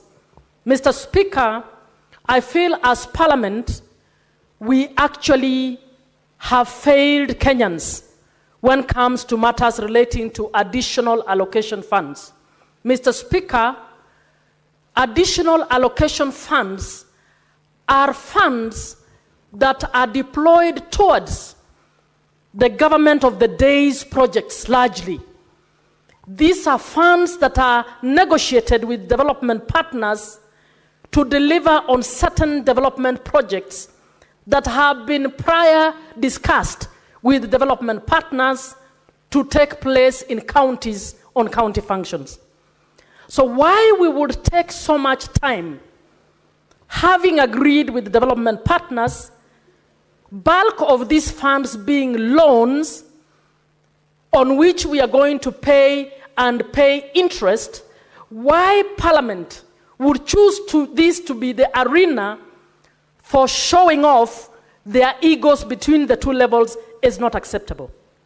And even as I say so, I served in the mediation committee on this bill, and the level of arrogance shown in terms of trying to discuss this issue, particularly by then chair of the mediation, chair of budget in National Assembly, then Ndindi Nyoro, now speaking as if he's a saint. The role he played in delaying the passing of this bill is not acceptable. Once you've negotiated that the World Bank is going to give us a loan, this other development partner is going to give us a loan to deliver on X, why must we wait for the egos of parliamentarians before we deploy that loan? I don't understand why we do that. And I would have liked this committee to report to the Kenyans in terms of the amount of time lost in implementing the projects that were intended to be implemented by the additional allocation funds, to report to the Kenyans how much we have lost in terms of the interest we are going to pay on loans because of the delays caused by Parliament. I think it is time that the Finance Committee tell Kenyans that as a result of this delay, Kenyans are going to lose so many millions as a result of this. I would have liked to see the report of the Finance Committee in terms of the impact of not beginning these projects on time. I would have liked to know from this committee whether in fact some of those projects will be begun given the time of the delay with this issue. Honorable Speaker, the KIPES is about national government project. It is the Kenya Kwanza which came up with the idea of giving 250 million to be matched by county governments in order to start the economic zones. Why do we have a reduction on this money? We would want the government to go back to the people and say, the idea we had around establishing the economic zones cannot be fully implemented because of this. So we are reducing it as a result of this. Are we going to continue telling Kenyans that this project is going on when in actual fact we have removed the money that will actually deliver on this issue. We need the committee to actually be speaking to these issues, so that those who tell the people on the podium that we are going to deliver X, but come in Parliament and claw back on those amounts, should be able to be called out to the public, so that the public knows the promise that was made here is unlikely to happen, because there is a pull and push between members of Parliament who think this should happen in this manner. Honorable Speaker, RMLF is actually before the courts, so I understand the fact that it has been held. But why the hell reduce the 5 million on the building of headquarters? I would want to understand. I would want some explanation, those of you in that committee. We are calling it only 5 million, but I would want to know, and I'm quoting Senator Muma, the mover of this. do you want to be informed by Senator Eddy? I refuse to be informed, because I'm just quoting the mover of the bill, who actually tried to persuade us to say it is only 5 million that has been reduced, therefore we should just pass this. I am supporting the passing, but I want to understand, why is the 5 million an only? By the way, in 2013, it is the national government that itself offered to build headquarters in the counties that are concerned. Why has it taken 13 years for the national government to deliver on its promise to build headquarters for the counties? What? It is just part of the tactics of the national government to claw back and to frustrate devolution. Our job is to defend devolution. And I would want to ask the committee, please don't reduce us to the rubber stamp of the National Assembly. We need to tell Kenyans the cost analysis and what it costs and the impact that this nonsense is causing to this country. What's your point of order, Senator Eddy? My point of order, Mr. Speaker, is just on 101, in terms of just imputing improper motive. I think that this committee, and I want to wish my colleagues the courage, like Senator Muma is a very good legislator, Senator Sifuna, who is also here, is a very good legislator. As a committee, when we receive these issues from the National Assembly, we do not participate in appropriation, Mr. Speaker. We actually receive this report, assess them as they are. We cannot do appropriation. So if you impute an improper motive in the entire committee that it's like we're doing appropriation, is wrong. For instance, the question that has been asked here severally, Mr. Speaker, on why was the 5 million reduced? In the appropriation committee of the National Assembly, Mr. Speaker, because they wanted to be informed, but they don't want us also to tell them. What is happening is that Public Works, Mr. Speaker, has got a responsibility constitutionally to be able to supervise what these headquarters are doing. In the appropriation bill that was brought, Mr. Speaker, I wish they read them together with Senator Sifuna, that 5 million was put as administrative cost in looking at that particular implementation. Yes, that's where the 5 million went to. It was not taken out by us. Senator But Eddy, we don't. Just a minute. Take your seat. Just a minute. You've made just a your minute. point. I'll give direction. Take your seat. Just a minute, Mr. Speaker. Senator Eddy, take your seat. I just want to urge Senator Muma and all our. Senator Eddy, take your seat. That point is already made. Senator Muma, I direct that you confine yourself to contents that does not necessarily impute any improper motive on the part of the members of this committee. Senator, thank you, Speaker. I'm well guided. And I would want to repeat that I never imputed an improper motive on the committee. I have asked the committee. You did when you said that the kind of nonsense they give you is to rubber stamp. The kind of nonsense Refrain Parliament. from going that Please get direction, me. Senator Please Muma. get me. It was not the kind of nonsense of the committee. It was the kind of nonsense Parliament is subjecting this country to. And we are all parliamentarians, and I would want to... Order, Senator Tabita. Order, Senator Mudama. Order, Senator Mudama. Chair, I withdraw to the extent, but the people of Kenya must know that we are playing around with their money, abusing our offices as members of parliament to actually undermine the very job that we are given to do. My point to the committee is that let us be more accountable in terms of information. Give us, now that you knew, because it's administration, I guess administration is not important in the headquarters. So why was it there in the first place? Why was it there in the first place if it is not important? So you should have told us in your report, because it is only administration and it's not important, it is okay to have reduced the money with that amount. Now, my point, and I want us to get my point, and I would want the committee to take me seriously. In future, can we tell the Kenyans how much we have costed them by these shenanigans? Yes, I want Kenyans to know how many. I would want you to tell us how much time we have wasted, because it must be National Assembly or Senate that wins in this game.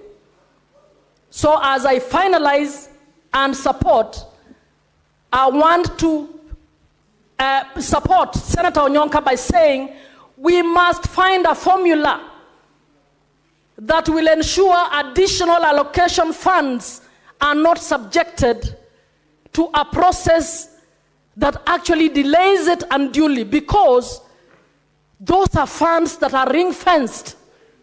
They are funds that should not be causing arguments, but we have subjected them to so much argument.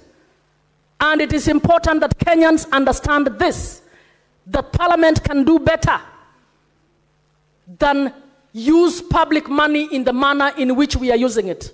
We don't have enough youth employed. We have our lecturers on the streets. We are not paying teachers. Our hospitals could do with more money. We cannot afford to take loans and waste them in the manner in which we are wasting them. I submit, Mr. Speaker. Thank you, Senator Muma. Now, honorable senators, I will call upon the mover, Senator Tabitha, to reply.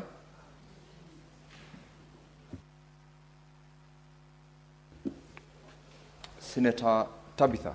Yes, sir. Senator Olekina is requesting that you donate 2 minutes of your time, because I've already called you.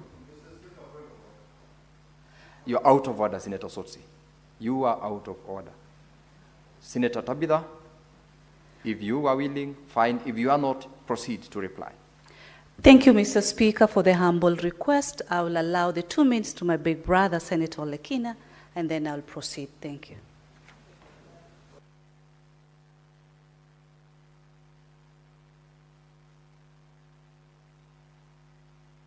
Senator Olekina, your time is running, and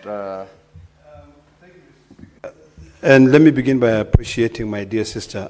The only reason why I requested for the 2 minutes is because I think it's important to put the record straight. The delay on this additional allocation is not on the part of the Senate. The Senate Finance Committee has done a tremendous job. The Senate, based on its wisdom, and also statistically, recommended that the additional allocation to counties should be 92 billion. Now, even Raila Amolo Odinga was very clear that when it comes to the issues of road maintenance levy, that money should go to counties. So this matter has delayed because of the court battles, and of course, our committee has done a tremendous job. So the reason why I requested my sister to give me 2 minutes is because I appreciate the work that they have done. This is one committee in this House that has really put the Senate in a higher pedestal by always making sure that they carry out proper due diligence, they carry out proper research. For the very first time, when we discussed the issue of the new revenue formula, a new formula was brought where smaller counties were accommodated.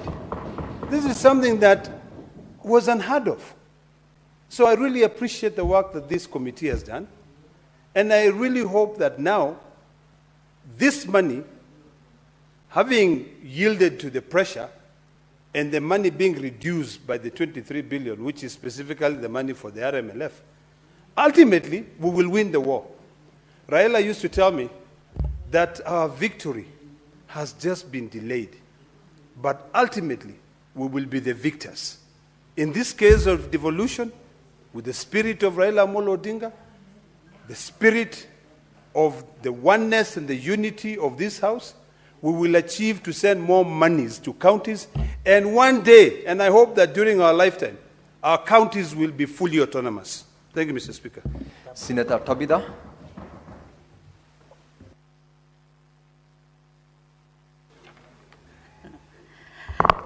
Thank you, Mr. Speaker. Let me really appreciate colleagues who have put in their words, their input, as far as this motion is concerned.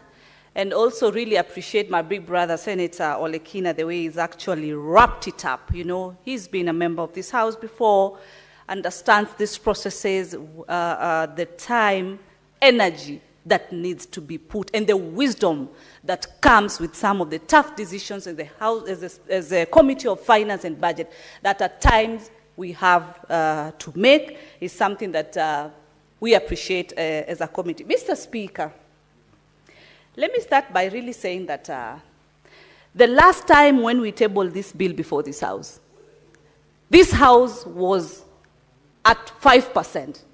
It was empty, Mr. Speaker. This is a bill that we've debated and discussed before.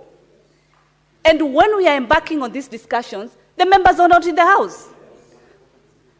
Senator, my good senator of Nairobi, Senator Sifuna, is now not there. For me to be able to tell him why the 5 million has been reduced. This 5 million actually is for the 5 counties. Each county has been deducted 1 million, and this is not just, a deduction that they are not receiving these monies. These monies are being held by the Ministry of Public Works as an administration cost because they have to supervise, because they have to oversight, because they have to provide the technical skills that comes with it. That's a cost. We have 5 counties, Mr. Speaker. I heard Senator Muma say that this issue of the county headquarters has been there for the last 13 years. Mr. Speaker, the same good senator, Senator Muma, is not even in the House. They say that this committee needs to provide answers, Mr. Speaker. Are we providing answers, Mr. Speaker, to empty seats in this House, Mr. Speaker? The time that we are supposed to give them responses, Mr. Speaker, they're nowhere to be seen. They say they want to talk to Kenyans.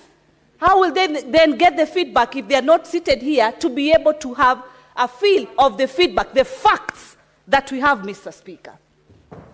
Mr. Speaker, when I said sometimes some decisions require wisdom, Mr. Speaker, I am happy that this Senate, the 13th Parliament, where I sit proudly as the Vice Chair, we have come to the end of the issue of the quagmire of the county headquarters, Mr. Speaker.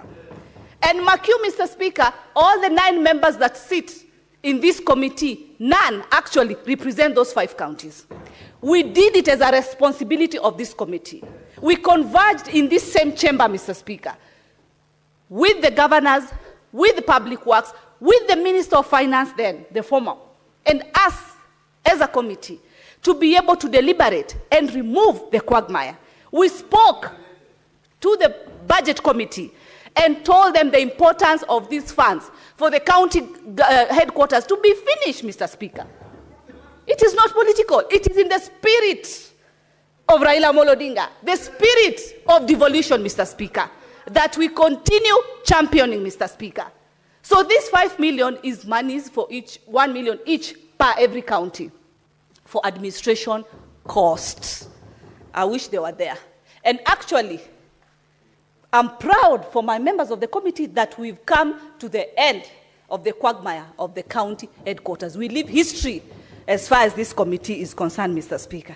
Mr. Speaker, when Senator Kathy was talking about the issues of the interest rates as far as these loans are concerned. Today, the agenda that we had in our Committee of Finance, we were discussing the loans that government has procured between the month of May and the end of August, Mr. Speaker.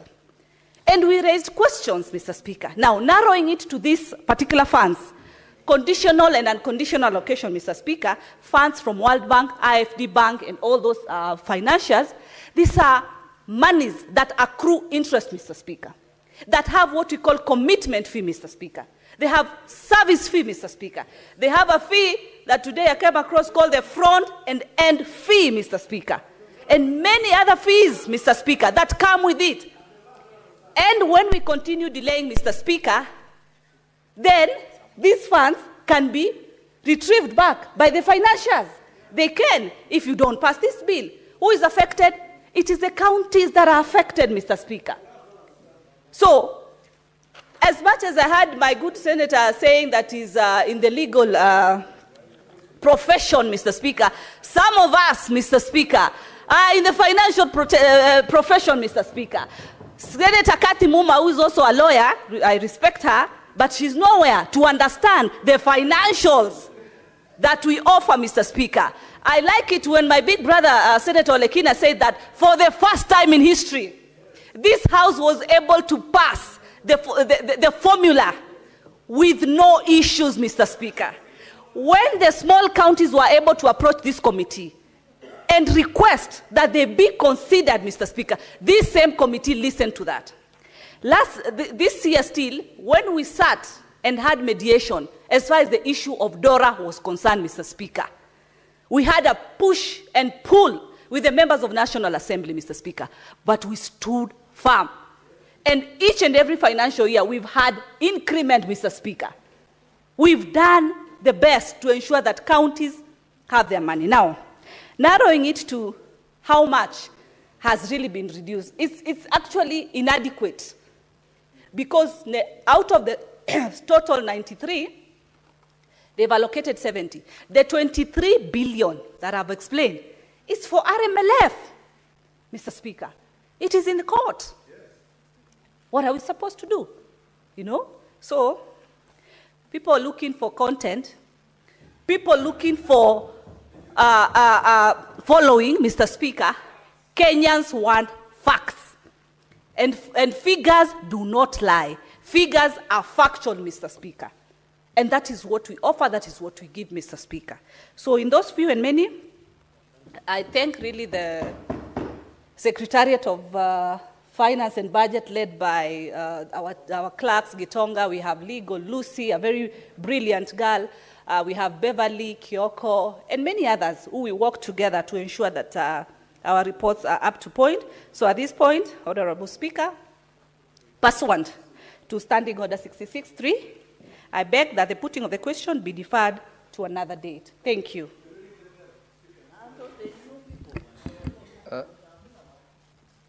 Thank you, Senator Tabitha.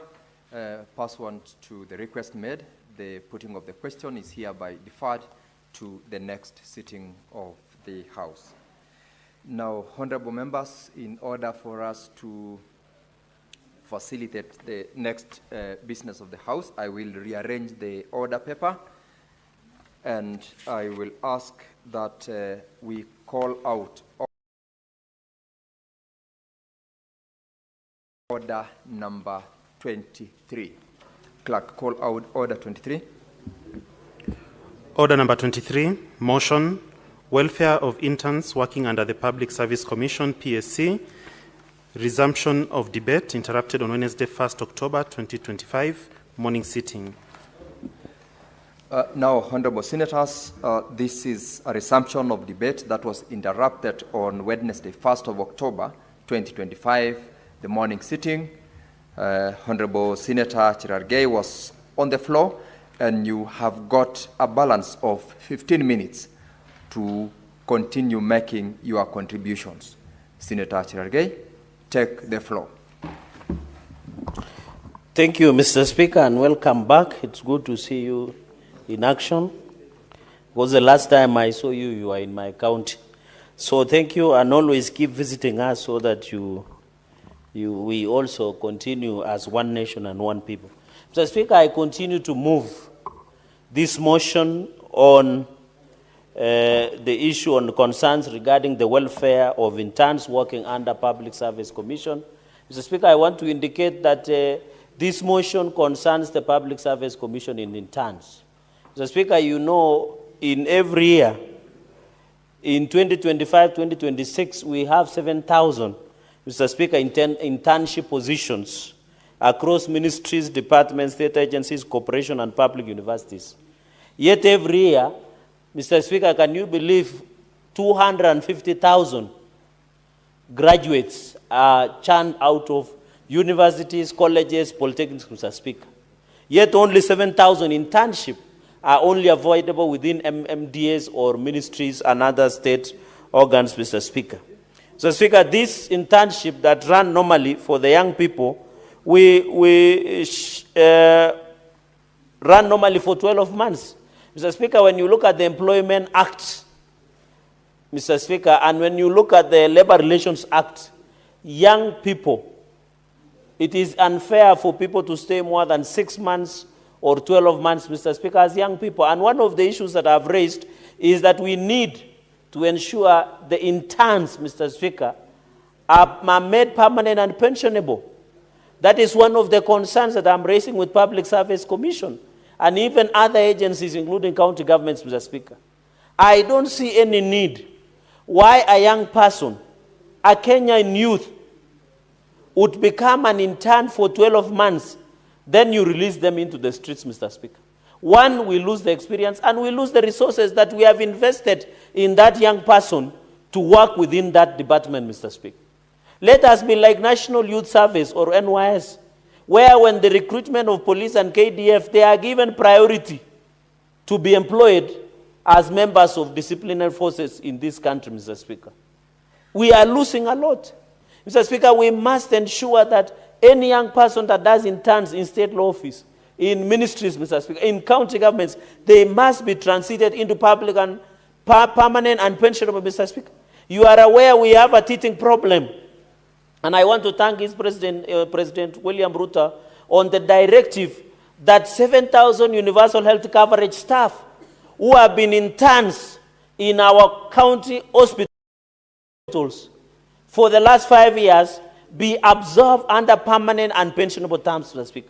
I'm happy, Mr. Speaker, because Salaries and Remuneration Commission led by Mr. Chepkwony, who happens to come from my county, Mr. Speaker, has harmonized the salaries rates within their pay slips. You heard the Minister of Health yesterday, Mr. Speaker, that and I want to tell the interns of UHC, Universal Health Coverage, that you should go and camp in the offices of your governors, including the governor of Bomet, including the governor of Nandi, including the governor of Migori, including the governor of Nairobi, including the governor, all the governors 47. I want to tell the UHC staff, wherever they are, the biggest obstacle against the confirmation into permanent and pensionable is Council of Governors, is county governments. Because you heard the minister, and it is on record, Mr. Speaker, you can reproduce the answer. And we want to tell Council of Governors, if they don't want to absorb the young people, they should release the 7,000 plus to the Ministry of Health for CS Duale to absorb them to the referral hospitals that we have. Moi Teaching and Referral Hospital, Mr. Speaker. We are building a brand new South Rift Referral Hospital in Kipkelion, Mr. Speaker. We have the Coast General Hospital, Mr. Speaker. There is one in Kakamega that we want to transit. There is here Kenyatta National Hospital, Mr. Speaker. There is one Jaramogi Oginga Odinga Referral Hospital that the President just gazetted the other day as a state corporation. If the Council of Governors, Mr. Speaker, can you believe governors cannot confirm UHC staff who assist us to provide medical services, but they are quick to hire people who carry their tissue papers and their seats and to welcome them and to organize their seats. Mr. Speaker, have you seen the advanced team of governors? They come in front, clear everybody, then they put the seats, Mr. Speaker. Yet they cannot confirm the young people that we have in this country, Mr. Speaker. I want to call upon that on this issue of interns, Mr. Speaker, the biggest obstacle in UHC confirmation is Council of Governors. Number two, Mr. Speaker, it is unbelievable that 20% of less than 20% of interns secure full-time public sector employment post-internship, Mr. Speaker. I think it is very important that we create something called public service graduate talent pool to match the interns with the young people, Mr. Speaker. Let us create the public service graduate talent pool so that we know if you are a trained lawyer, Mr. Speaker, lawyer, if you are let's say a trained mechanic, a trained doctor, there is a pool of service graduates that are there, Mr. Speaker, sir. So I want to appeal, Mr. Speaker, and it is sad, Mr. Speaker, to say this. It is unfortunate most of these interns, whenever they are given internship, Mr. Speaker, they are not doing their internship work. Most of their seniors misuse and abuse them, Mr. Speaker. When you work and see interns in most of these offices, they have been reduced to be T-girls and T-boys. Mr. Speaker, they are cleaning offices. They are being sent for personal errands, Mr. Speaker. They are being even subjected to sexual favors, among other favors, Mr. Speaker, including carrying lunches for their bosses, Mr. Speaker, doing laundry for their bosses, Mr. Speaker. I'm lucky, Mr. Speaker, because when I was doing my pupillage, my supervisor and my boss, Wanjiku Sera, you know me, I'm not a tribalist. My supervisor as a pupil is Wanjiku Sera Karuga, Mr. Speaker. And she did not subject me to what my colleagues were subjected when they were pupils, Mr. Speaker. When they were interns, I remember when I was doing my judicial attachment, when I was traveling from Kapsabet, Mosoria to Kapsabet, Mr. Speaker, most of my intern colleagues were being subjected, Mr. Speaker, to some funny business by their bosses in the offices, Mr. Speaker. We need to ensure dignity of interns, the young people are protected. They were not given, Mr. Speaker. And I'm happy to have interacted with a number of interns in your law firm, Mr. Speaker, and I was impressed that you are treating them with dignity. Let this issue of misusing and abusing interns, because they are financially constrained, they want to look for relevance, Mr. Speaker. That is why should you? These are young people. This is our future. Let us mentor them. Let us not abuse them, Mr. Speaker. Let us give them the opportunity to grow. Mr. Speaker, another aspect you have to note, most of the bosses and most of the permanent and pensionable employees, I'm not saying including the table office, some of them are selfish. They don't want to teach the interns. They don't want to show them the ways. There is a Shaolin movie, Mr. Speaker, the Shaolin table movie. They say, Master, show us your ways. They don't want to show it, Mr. Speaker. Therefore, Mr. Speaker, I'm appealing that let us also give dignity. Mr. Speaker, the third point, because I'll only have 4 points, is let us increase the stipend. Apart from promoting permanent and pension, let us increase the stipend, Mr. Speaker. How do you pay 15,000 for an intern in Nairobi?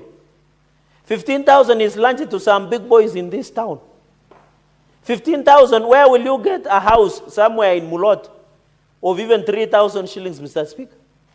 In Kapsabet, if you have to pay 3,000, transport, in my time, I used to live at home in Mosoriat, but that day, to travel from Mosoria to Kapsabet was 35 shillings. Now it's 100 shillings, 100 plus.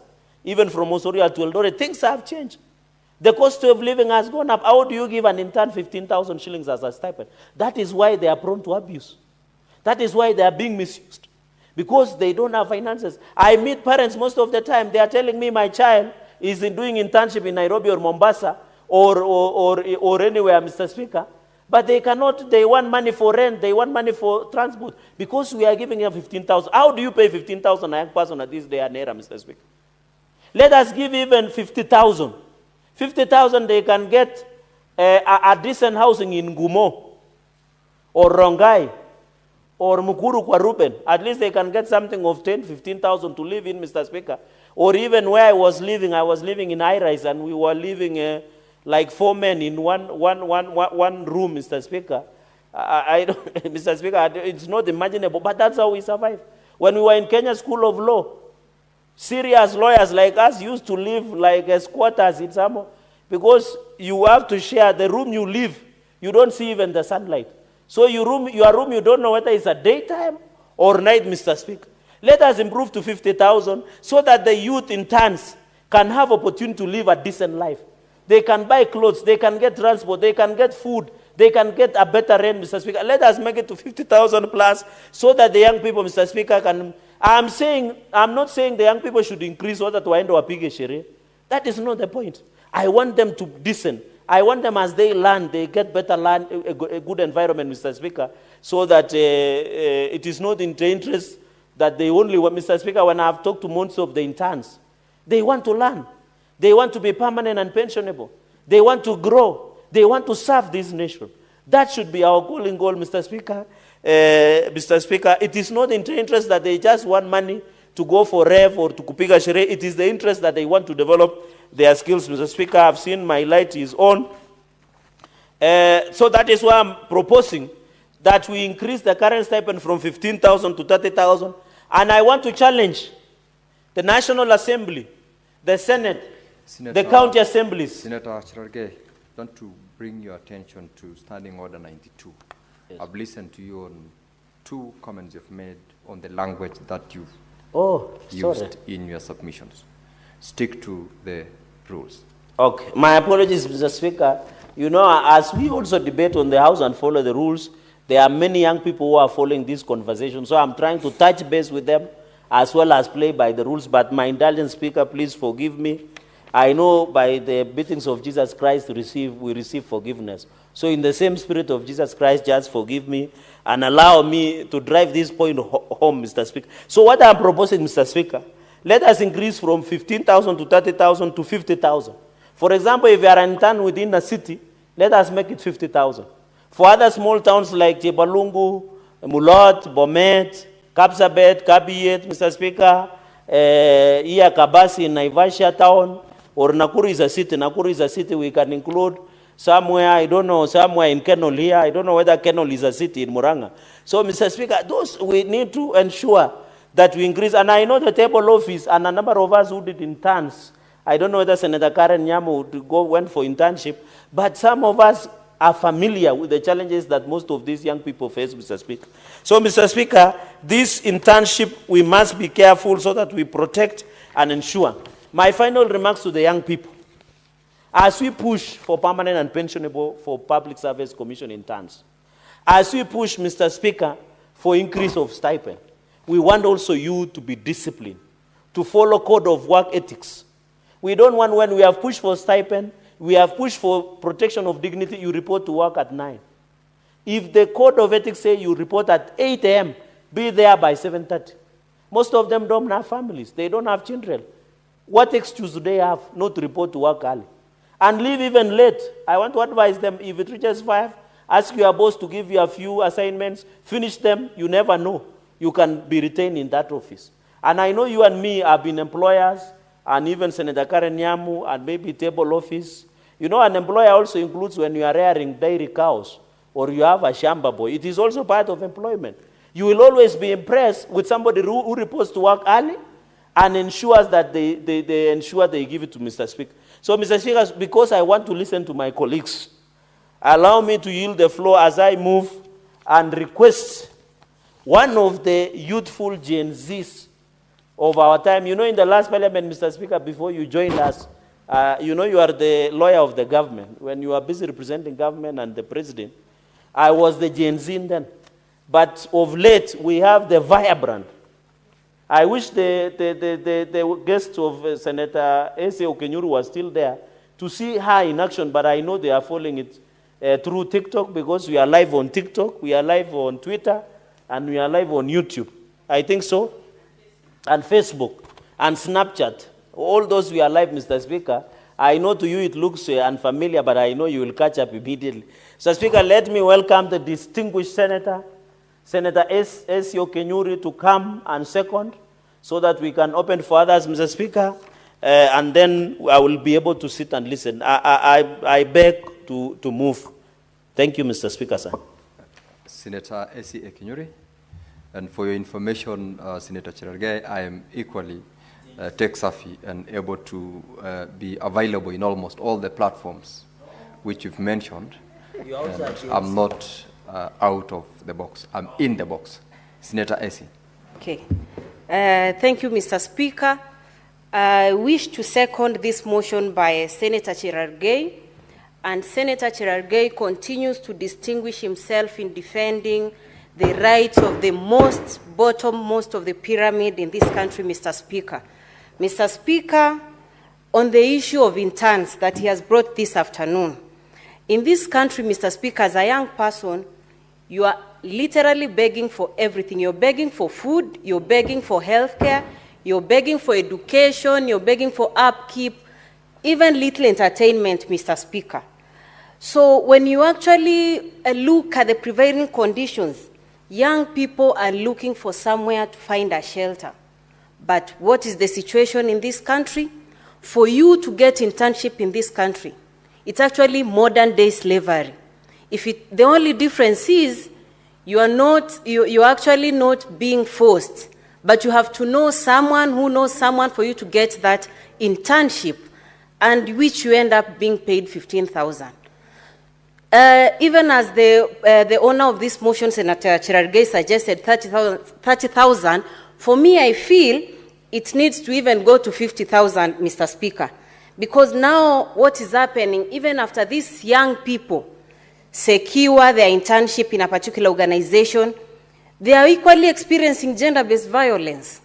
We have people who want to reach out and, request for certain extensions here and there, and you find that young people are falling for that because they are looking for money. These are some of the real life challenges we are talking about that young people in this country are going through, Mr. Speaker. And when these young people fail now to get somewhere to be, most of them are now ending in drug abuse, taking cheap alcohol because they can't afford good entertainment joints and have something reasonable for them. And we are now burying most of them, Mr. Speaker. Whereas internship was meant to be a training ground for future government employees. But what do we have now? Anytime you go, I personally did my internship at Nairobi County here, at the registry office. Anytime you go to an office and you can see the senior citizens who've been there for quite a long time, and they see an intern who has just come in, the look someone will give you does not motivate you to want to even volunteer in that organization, Mr. Speaker. So we need to change the perception on how we look at young people who are volunteering their services as interns. It actually doesn't need to be, it's not, you're not doing young people, it shouldn't be a favor. Let organizations know that this should be mandatory in shaping skills of our future employees in different departments, Mr. Speaker. But what we currently have does not motivate most of them to want to transit to other organizations they would want to reach out, Mr. Speaker. It must also be acknowledged that, public service needs to lead by example because they are the ones who need to show how employees need to be handled in different departments. So interns should not be handled differently the way employees of other organizations are being handled. Interns need to be given equal treatment as other employees because we are shaping their skills to being integrated in the job system in this country. And this is the only way we can encourage most of them to actually participate in giving their skills. And for the young people with good ideas, we need to protect those good ideas or nurture good ideas. Because now what happens, you find young people with good ideas, and because he or she is an intern, people take advantage and they're making money out of those good ideas. We are not going to watch as that happens. And that's why I personally am supporting this motion largely because it actually paints the picture of an ordinary young person from those rural areas whose coordinates sometimes you'd not even locate, Mr. Speaker. And interns in rural localities cannot be given the same compensation as interns in urban counties. Interns who are working in Nairobi are likely to experience very high cost of living than interns in other localities. So there needs to be a standard way of determining what compensation to give interns who are in a certain rural area compared to interns in a certain urban area. So it's really unfortunate that even as young people whom we are churning out from campus, from technical institutions, from colleges, that still when they go for them to undertake their internship, they still have to suffer and undergo the same frustration that they underwent to even acquire basic education, Mr. Speaker. So I surely would want to urge the other members of the Senate to support this, because interns need better treatment in this country. We do not want interns who are committing suicide because of work conditions that are very toxic, people who do not appreciate their contribution to service, and this is the only way we can emancipate ourselves from what we are going through. Finally, Mr. Speaker, like I said, it's not a favor, it shouldn't be a favor for organization. This needs to be altered to actually ensure that organizations in this country are forced to actually accommodate graduates who are coming out. Because how do you expect these graduates who are coming out to learn skills? Had I not been in this affirmative position I got as a senator, not very many Kenyans would have known my capacity or my capability in representing young people, women, and all other citizens of the country if you do not give people a platform. So interns need better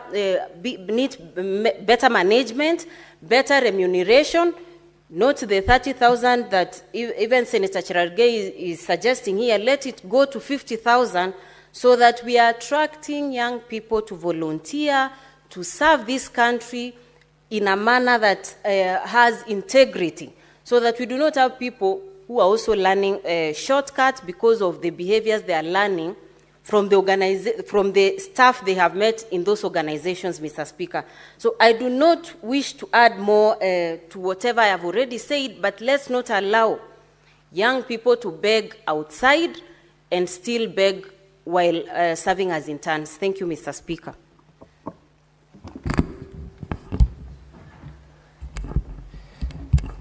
Thank you, Senator Essie. Now, honorable senators, I propose the question that aware that the Public Service Commission has provided internship opportunity to many youths in various government departments and agencies for a period not exceeding 1 year pursuant to guidelines on management of the Public Service Internship Program of October 2019, appreciating that since its inception, the internship program in Kenya has been instrumental in providing practical experience to graduates, enhanced employability, offered networking opportunities, and has, on a number of occasions, led to full-time jobs to graduates. Concerned that internship opportunities are limited in number, skewed in distribution across government departments and agencies, lack clear pathway to permanent employment, have inadequate opportunities for skill development due to short duration that they are offered, and that the stipend offered to Public Service Commission interns is insufficient, with an average stipend ranging from Kenya shillings 15,000 to Kenya shillings 30,000 per month, which is not sustainable, especially to interns living in major cities like Nairobi, Mombasa, and Kisumu, where the cost of living is too high.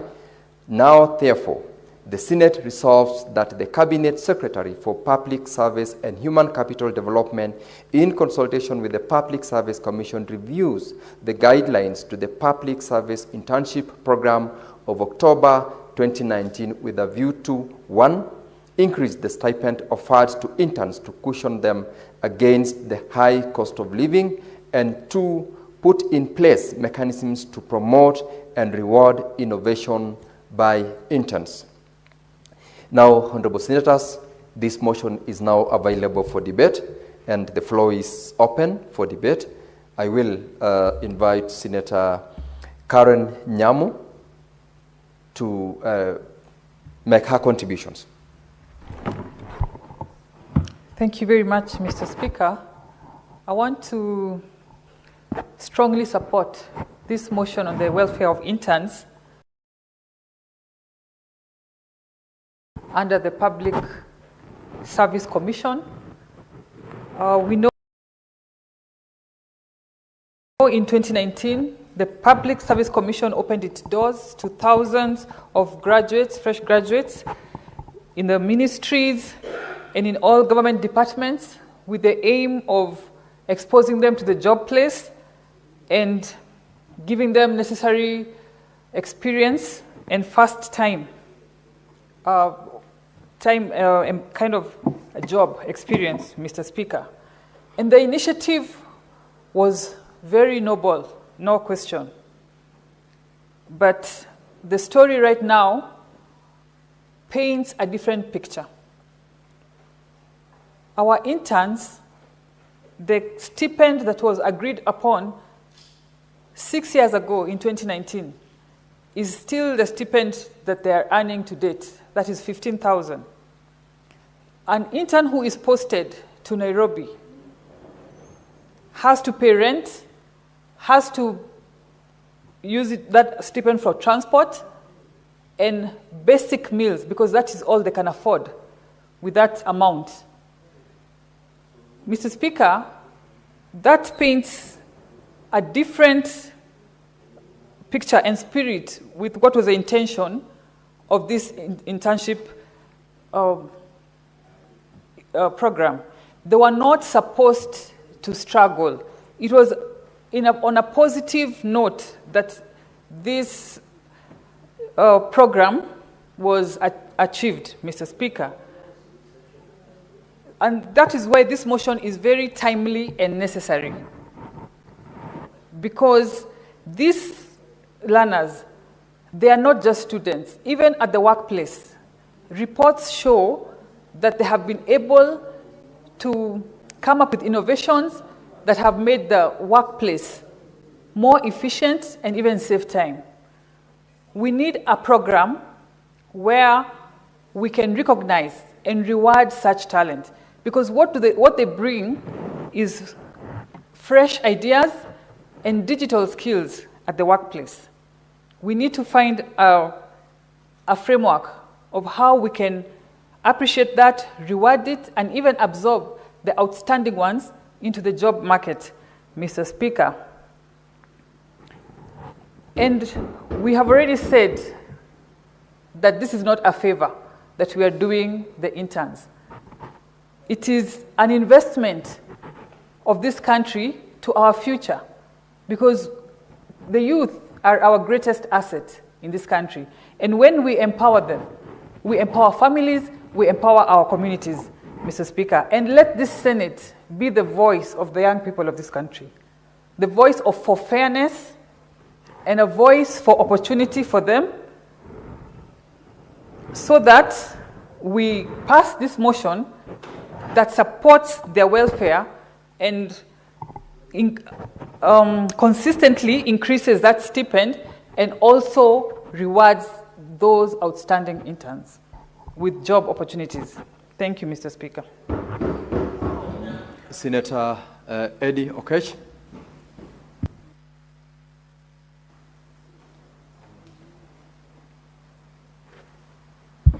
Mr. Speaker, I rise to support this motion by Senator Cherargei. Mr. Speaker, the strength of a nation and our nation progresses is measured first by how it treats its children. How you treat your children from when they're coming up. You know, the kind of lifestyle you want for your children determine the stride of that nation. After your children, Mr. Speaker, then you measure the strength of a nation by how it treats its teenagers.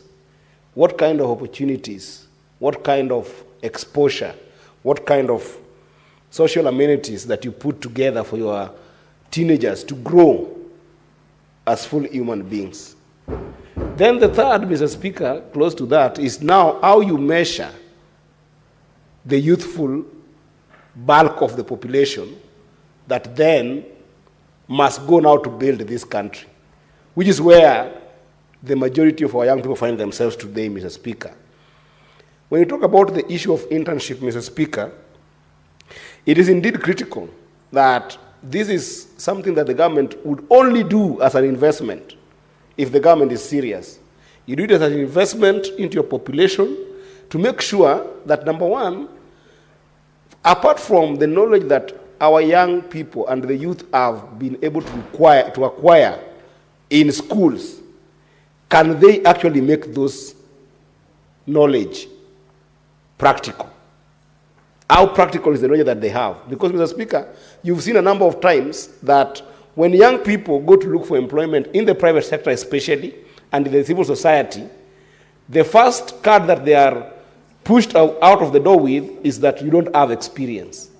So then, it behooves the government to make sure that they have got that practical experience that opens up their opportunities beyond government and within government.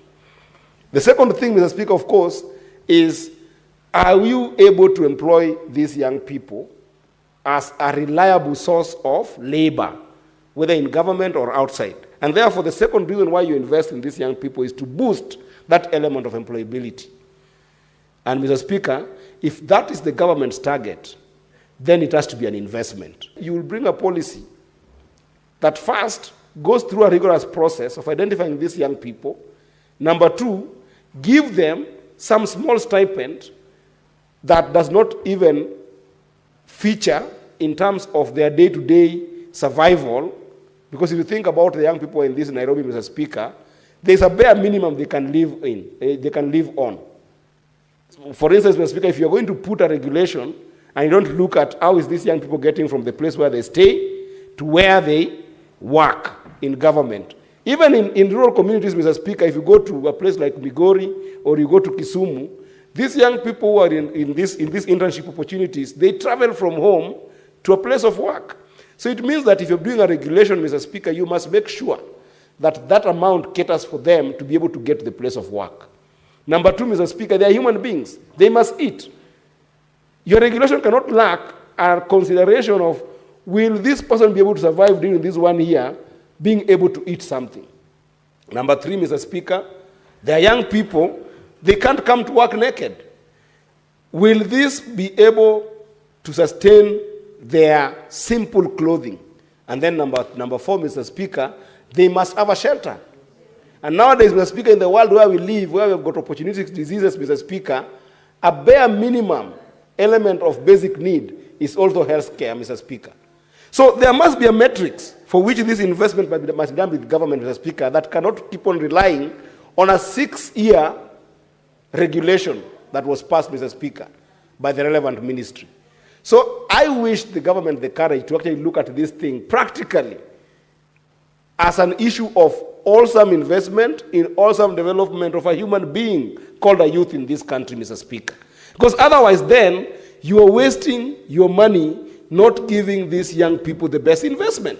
If you're going to put money of 15,000 so that it just becomes Bora, and I'm quoting this, Mr. Speaker, Bora internship, but not internship Bora, then you have destroyed this young person, Mr. Speaker. In fact, where we are, Mr. Speaker, today, I wish the government the courage to look at all those indices that I've measured, from clothing, to housing, to transport, to basic health care. Things like SHA, Mr. Speaker, a young person should not be able to struggle just because they're going to internship, that they cannot be able to pay for their own SHA. Those 4 indices, Mr. Speaker, in our current economy, at a bare minimum, not even at a comparative level, Mr. Speaker, should be 60,000. Why can't we just give these internships 60,000 and then be more adventurous on the placement angle, Mr. Speaker, so that you can be able to give these interns a good experience, a good chance to do internship, but come up with a more elaborate way of making sure that they have got good placement from which you can be able to recover from, Mr. Speaker. In fact, this motion, Senator Cherargei, I wanted to encourage him that we must end up rethinking this motion from a framework perspective. Because we are a house of legislation, Mr. Speaker, I want to wish the author of this motion, Senator Cherargei, that actually let's be bold and go ahead and put a framework based on these indices that I've said, that those indices, we put a framework to them and put a cost to it. Excuse me, Mr. Speaker. So that that cost, Mr. Speaker, can be able to actually take care of the money we're talking about. just from where I sit, I think it cannot be less than 60,000. And I've seen, Mr. Speaker, some of these interns even struggle, even on the statement that was brought by Senator Sifuna about teachers, because we also have intern teachers in this bracket. Sometimes we call them sometimes acting teachers, Mr. Speaker. Some who are being paid by BOM, the board of the schools, and some also who are just acting maybe as headmaster or headmistress, but they don't get paid properly, Mr. Speaker. Those teachers, if you look at the contribution they are making, it's ridiculous, Mr. Speaker, that they're not being compensated appropriately.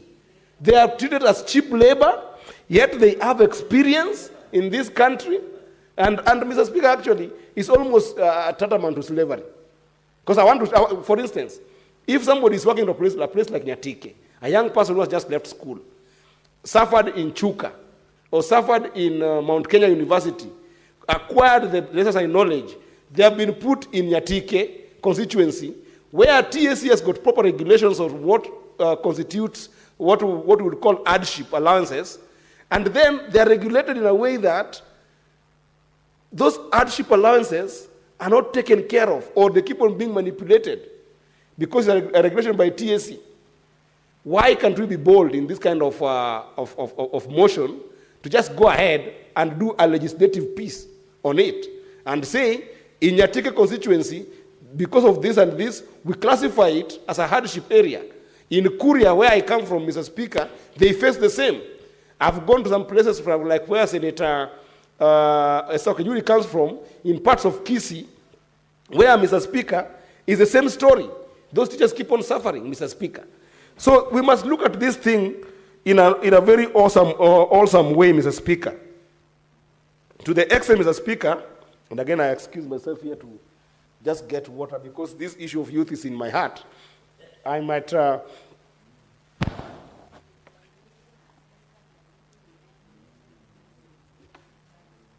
So, Mr. Speaker, I want us to start thinking very clearly around making this motion more comprehensive, Mr. Speaker. Because if you think about it, we must even look at the diversity of the programs. For instance, Mr. Speaker, and I want to wish Senator Chagay the courage of this. Currently, it is a linear model where you go to internship for 1 year, you get paid 15,000, no guaranteed placement, then you can leave, and when you leave, we don't know where you go. We wish you well. That cannot keep on happening. Why can't we have a diversity and inclusive program where it is a more circular kind of program where even the government, in a place where they might not have enough work that could be able to increase perhaps something like, wage bill problems in the government because there's not enough work in government, government cannot employ everyone.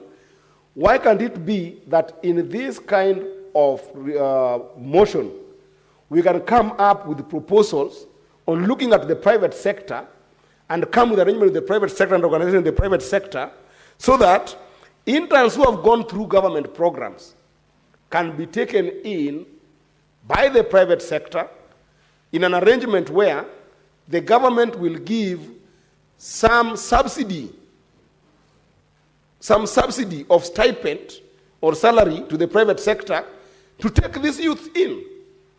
Because if there's a private sector where they're willing to spend 30,000, what is the problem with the government perhaps even repurposing some of the funds that I'm seeing in government, like ASLA fund, that is 50 billion worth of money. You can repurpose it to say, I'm going to take this 50 billion and give it to the private sector.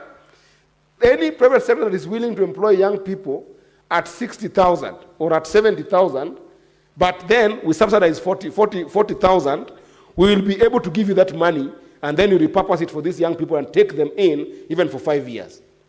I think it's possible. It's possible to look at diverse and inclusive programs, not only on cost alone, Mr. Speaker, but also on things like gender and disability, Mr. Speaker.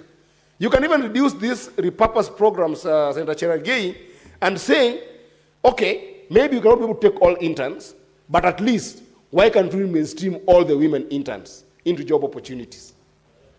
Or why can we repurpose this? You can say, okay, we understand that we will not take all the interns to a permanent and pensionable jobs, but at least it's a regulation that where we have taken all disabled members of the community who are youths who have been taken into these programs, those ones we must guarantee them permanent and pensionable programs. We must start from somewhere, Mr. Speaker. That's all I'm saying. That we must have this diverse program that must start from somewhere. It pains my heart, Mr. Speaker, when I think about UHC, Universal Healthcare, staff, who constantly, we have been debating for the entire 1 year about them being mainstreamed into a permanent and pensionable program, Mr. Speaker, and some of them are disabled members of the society who have gone and done the arduous work, the hardest job of studying medicine, Mr. Speaker. They have come out and had degree in technical works in labs, have degrees in nursing, have degrees in handling patients in different capacities, and then they themselves are left without jobs, Mr. Speaker. I think it's possible to come up with a framework that is diverse and that can be able to ensure that we can be able to give specific programs that takes in a swath of those people who are young people as interns in this country, Mr. Speaker. I also think, Mr. Speaker, that there is a chance here that we can also do some targeted programs that take in these interns on places of authority that we are seeing in some of the programs that we are seeing in the country. For instance, Mr. Speaker, KRA internships that we see. KRA internships are done in such a way that you go to KRA, you have studied more prolific financial understanding, tax laws in the current order, but when you look at the promotions that are happening within KRA, they don't follow the order of experience. They follow the order of who do you know, or who is your grandparents, or who are your parents. You go to some programs, Mr. Speaker, like you've seen with the ICT Authority internship programs. We have seen this also with the Presidential Digital Talent programs. I mean, how do you explain to me, Mr. Speaker, without being ageist or without being naive, how do you explain to me the kind of programs that we are seeing people at 45 in the Presidential Digital Talent program, between 45 and 55, being given more permanent job and more promotions, compared to these Gen Zs who have given us trouble on the digital era between the ages of 19 and 28. Who is more savvy, if you're just to speak honestly speaking? I think that it is more practical that these younger people are more savvy in these digital spaces and they have got more understanding of the gig economy. Their only problem is their age. They are being vilified for their age in some of these talent opportunities, Mr. Speaker. So I think there's an opportunity there for us to do targeted programs where internships make sense for a certain age and experience that goes with that age. I would understand. For instance, sometimes accounting work might take longer for people to master all the programs. But where sometimes age is the inverse proportion to the experience that they have, like what I see the Gen Zs are doing online. They are more savvy, they are more technical in the digital space that the ICT departments, as well as programs of the digital economy in this country, Mr. Speaker, those should not even go through internship for 12 months, Mr. Speaker. They should come from school, given the equipment, they are technical, absorb them through a targeted program, Mr. Speaker, and let them contribute in our economy. This is not just about an issue of cost.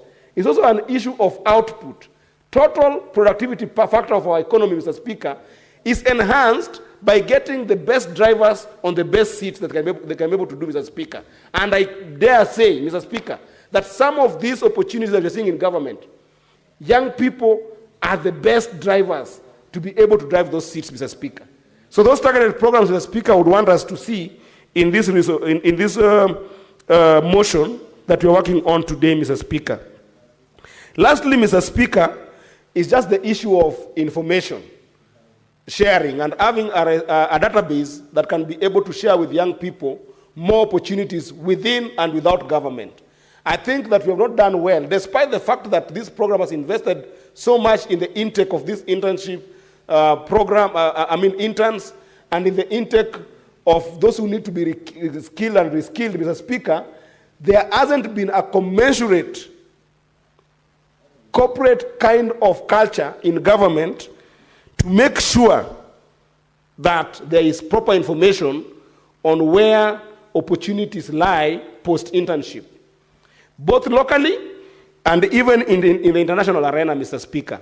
I think the government can do a better job in making sure that you build a proper database, a proper resource center for interns, that in the next 12 months that you will be in government, in whichever department that you are in, you are interacting with a lot of information in the private sector, and KEPSA has got a lot of this kind of, not just website-based database, but they have got more other interactive opportunities that you can be able to get in terms of getting information, so that interns during those 12 months that they're in government can be able to get opportunities way beyond where they are seated now.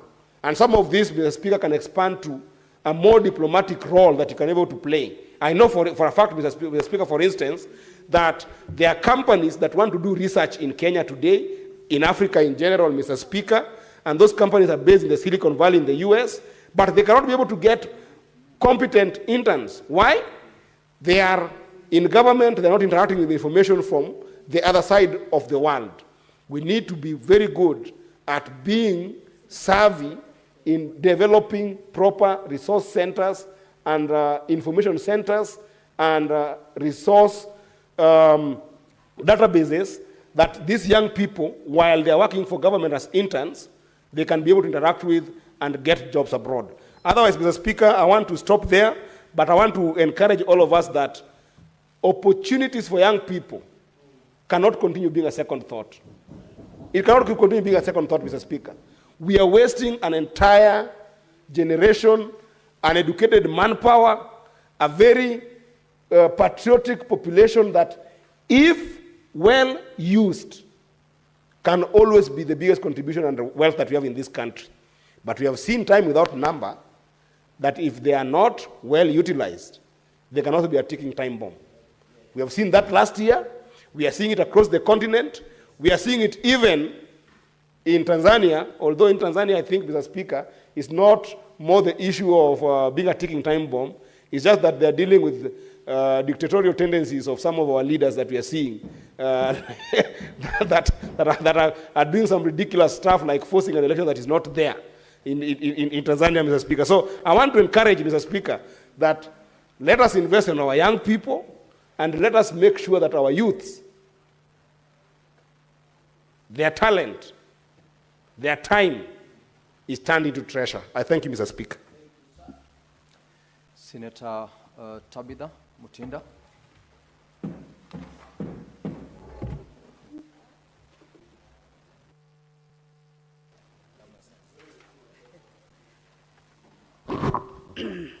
Thank you, Mr. Speaker. And first of all, I really want to start by appreciating the move of this motion, none other than Senator Cheralgei, because this is a very important motion and a very great discussion, Mr. Speaker. For our young people, as we've always been told, the future is for the young people. But it can only be actualized, Mr. Speaker, if the environment is conducive for them, Mr. Speaker. Mr. Speaker, let me start by actually talking about the youth demographics. As at today in 2025, Mr. Speaker, in Kenya, 70% of our population comprises of the youth under the age of 35 years, Mr. Speaker. Globally, Mr. Speaker, as per the World Bank report, Mr. Speaker, in about 10 to 15 years to come, we will be having a youth population of about 1.2 billion young people globally, Mr. Speaker, between the age of 20 and 35, Mr. Speaker. The issue of the youth, Mr. Speaker, is not just an African continent issue.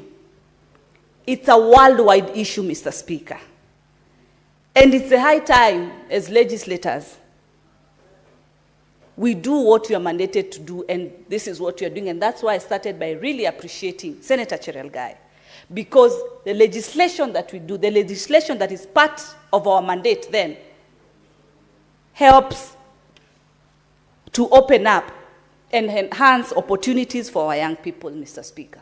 Now, because the discussion and the motion narrows to the issues of internship, Mr. Speaker, allow me to say that our Kenyan education system, especially at the tertiary level, Mr. Speaker, allows that there will be an internship period. Depending on the course that one is taking, there are those internship periods that range from 1 month to 3 months. Some range go up to, 6 months. It depends on the profession that one has embarked on. And why is this in the curriculum, Mr. Speaker? It is in the curriculum because it is part of the education system. The skill is needed, knowledge is needed, and experience is paramount, Mr. Speaker. It is the basic of all, Mr. Speaker. It helps our young people when they're now graduating, when they're now getting into the workspace environment, they have some experience. Mr. Speaker, as far as experience is concerned, you remember, in our time, when job opportunities were being advertised, the next thing, apart from the qualifications that you have, this is the minimum qualification, the other thing was 3 years experience, 2 years experience, 10 years experience, and the question has been, where are young people going to get this experience if we do not give them an opportunity to be in these institutions to gain that experience, Mr. Speaker? And before I proceed, let me first of all actually appreciate Parliament. Parliament here where we are, when they offer internship, they pay the internees. They are paid a stipend every month. They are even given lunch in Parliament because I've seen them, we've interacted with them in this house, and I want to really appreciate Parliament because they offer internship and they pay. And back to how interns have been treated. Mr. Speaker, I sit in the Committee of Health. We normally do county visits. And when we go around different hospitals, we meet with different professionals, ranging from pharmacists, clinic officers, nurses, lab technicians, and all that range in the medical space. And in every department, Mr. Speaker, we are always finding students. I'm happy people an opportunity to undertake an internship for experience purposes, which is good, which is excellent. But, Mr. Speaker, it is always good to motivate. Because if these are the same young people we are offering internships in this institution, then they are seeing what their colleagues are going through in terms of the challenges. Look at the issues that we've been talking about, the issues of UHC workers. But I'm happy is that even today that discussion is very much ongoing. The Minister for Health, Honorable Duale, has been able to at least ensure that this conversation comes to an end. The agreements are adhered to and all that. But what precedence is being set when these students are undergoing this internship in these particular institutions, whereby they can see these counterparts, where they are hoping to get employment, these people are not being paid. You know, they are sometimes on long contracts. The other day when we were in Machakos, actually, we came across young Kenyans, most of them women to be specific, who are complaining that they have not been paid for 5 months. But I'm happy, I'm very happy, out of being there and realizing this issue, today as we speak, they have been paid their salary of 5 months arrears, and I'm happy because we voiced out such that this matter could be addressed, and that has happened. But put yourself in their shoes, whereby now you have interns seeing that these people are working and these people are not being paid. We demotivate them, you know, and they're the ones who are really used to run up and down because they seem, or they are looked upon as if they are very desperate. it is a high time that the internship program is actually well defined. Well defined that from the education system, and also defined in the institutions where they take these internships. Because if we encourage these young people, they'll be motivated to look forward to be able to start somewhere, to be able to work from somewhere. But the moment that you are coming in, you're coming out, you're doing the best. And actually, sometimes you don't know if someone is an intern because they are working. They're just, they are fully devoted, fully working. The best we can offer our young people is to motivate them so that they can also be able to offer their skills. They can be able to offer their knowledge that they have at this particular moment, Mr. Speaker. The issue, we've discussed an issue here, I think through Senator Crystal, where there was a bill about startups, Mr. Speaker, that also targeted and discussed about the young people. When they are doing their startups, which they need to be encouraged, Mr. Speaker, to be able to be more creative and more productive in the market spaces, startups whereby they do not really have to undergo a lot of payments at the initial starting moments, this will definitely encourage the young people to become their own CEOs, Mr. Speaker. We should be able to encourage our young people to be the employers, Mr. Speaker, of their other youths, Mr. Speaker. Where we are, Mr. Speaker, we should continue, and I'm happy that the Kenya Kwanza government, where I serve, Mr. Speaker, has been able to prioritize the digital infrastructure, Mr. Speaker, very highly. The hubs, the ICT hubs that are in each and every constituency, and that is still being worked on for those MPs that maybe who have not been able to put that in place. But the goal is to ensure that digital infrastructure in this country is enhanced, because we are in 2025, everything is digital where we are. We want to encourage our youth to go and do, e-marketing. That is what is happening nowadays. We used to have influencers that you had to pay an influencer to come and do the marketing for you. You don't need that anymore. You just need to be yourself, get the bundles that you need, get a good gadget with a good camera, and that's it. You are in the market. You can be able to advertise your own product. You can be able to sell and put your product in the market space, but you need experience. So when we talk about internship, it's very important for our young people, but they should not be used as alternatives, to hold.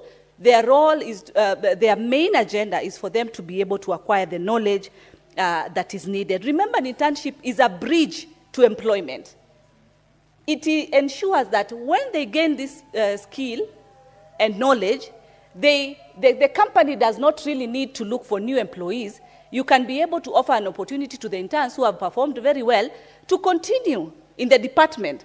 That is actually cutting costs, because you don't need to get someone else. You train them, you take them through what needs to be done, because already you've given an opportunity to these interns, then you can equally offer an opportunity to them. It becomes easier. Unlike starting the whole recruitment processes and all that, this person definitely, actually, you'll have given him or her a stepping stone. And companies do not need to start from square one, looking at, then how do I start employing again? Equity is a very important issue, Mr. Speaker. There should be equal internship opportunities across all the 47 counties, Mr. Speaker. It is very important for our young people. There should be fairness. We should see our counties, Mr. Speaker, offering internship. It's very rare to find an intern at the counties, apart from now the example I've given for the hospitals, because these are professionals, and their school and their learning calendar requires them to undertake internship. But what about at the county levels? It is important that there be equity for both young men and women in the different counties, so that they can equally be able to learn, Mr. Speaker. Mr. Speaker, again, the public and private partnerships is something to be encouraged, Mr. Speaker. When we encourage these partnerships, they open job opportunities for our people. Hence, internships definitely will be something that our young people can be able to be offered, Mr. Speaker. We've had whereby PPPs sometimes are thrown away, not knowing that these PPPs are not only increasing the asset value in this country, but also offering job opportunities for our young people. Before I forget, Mr. Speaker, look at the Nyota program that is there, that the president launched, Mr. Speaker, in all the wards in this country.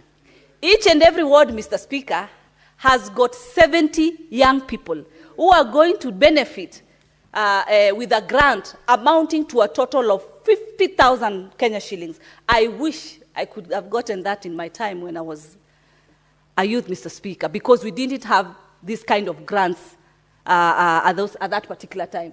But they're there today. And I'm happy the ministry has been offering training to our young people so that they can independently be able to have their own startups, Mr. Speaker. It is in this government, Mr. Speaker, that that has been done, that has been achieved, Mr. Speaker. We are having young people being given Kenya shillings 50,000, which is a grant, Mr. Speaker, McHugh.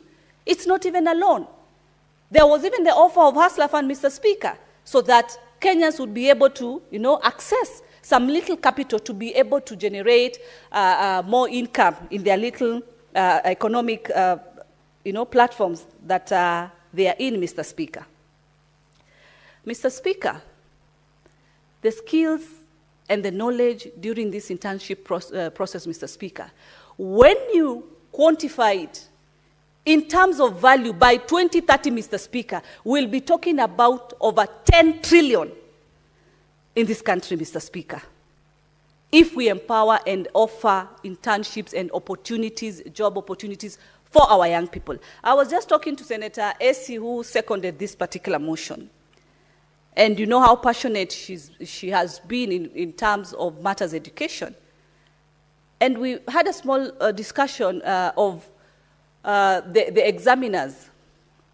During the examination process, like it's happening right now, they are given small stipends of about, 400 shillings or something. That person has to get transport to move from point A to point B, where they have been assigned. That is a cost that has been incurred. What are they left with? But the examiners who are marking these exams, they are in the most comfort places compared to the people who did the dirty work, Mr. Speaker. And these are our teachers, Mr. Speaker. Who would be here today in this house, or both houses, Mr. Speaker, without the education that we have, Mr. Speaker? The basic one, Mr. Speaker. Our teachers played a very key role. And education has no end, Mr. Speaker. We need to appreciate that our curriculum has room for internship, and internship has to be offered in the highest standard that needs to be offered. I want to agree with Senator Eddy when he says, it is a high time we invest and have budgets for having a center of internship, whereby different skills can be acquired for our young people. They don't have all to fit within the government institutions. They don't have all of them to fit in the private sector. There can be a center that awards them and gives them, a certification after an internship has been completed and completed to the standard that is required, Mr. Speaker. Mr. Speaker, as I conclude, as I said earlier, we are in 2025. It requires today that people reskill or people up their skills. That can only be done through these processes of internship. Mr. Speaker, as I said earlier when we've been doing the county visits, one of the concerns we also are curious about is the promotion timelines. We found Kenyans who are working in the medical industry, to be more specific, because that's where we've done oversight. Someone has worked for over 15 years with no single promotion. Someone comes in just 2 years down the line, and in the third year, this person is promoted. Who has more experience, for Christ's sake? 15 years versus 3 years. How then do we encourage our people who have got maximum experience to continue offering the same internship to these young people? If these are the same young people, they come, they get the skill, and they're not, and the people who have worked for the longest, they are not even getting motivated. It should, be balanced. There should be balance. When they are promoted on time with the kind of experience and skill that they have, then it becomes easier for them to trickle that knowledge, to trickle that skill to our young people. It is a high time that the people who have worked the longest deserve fair and fair promotion, Mr. Speaker. So I really, really want to support this motion.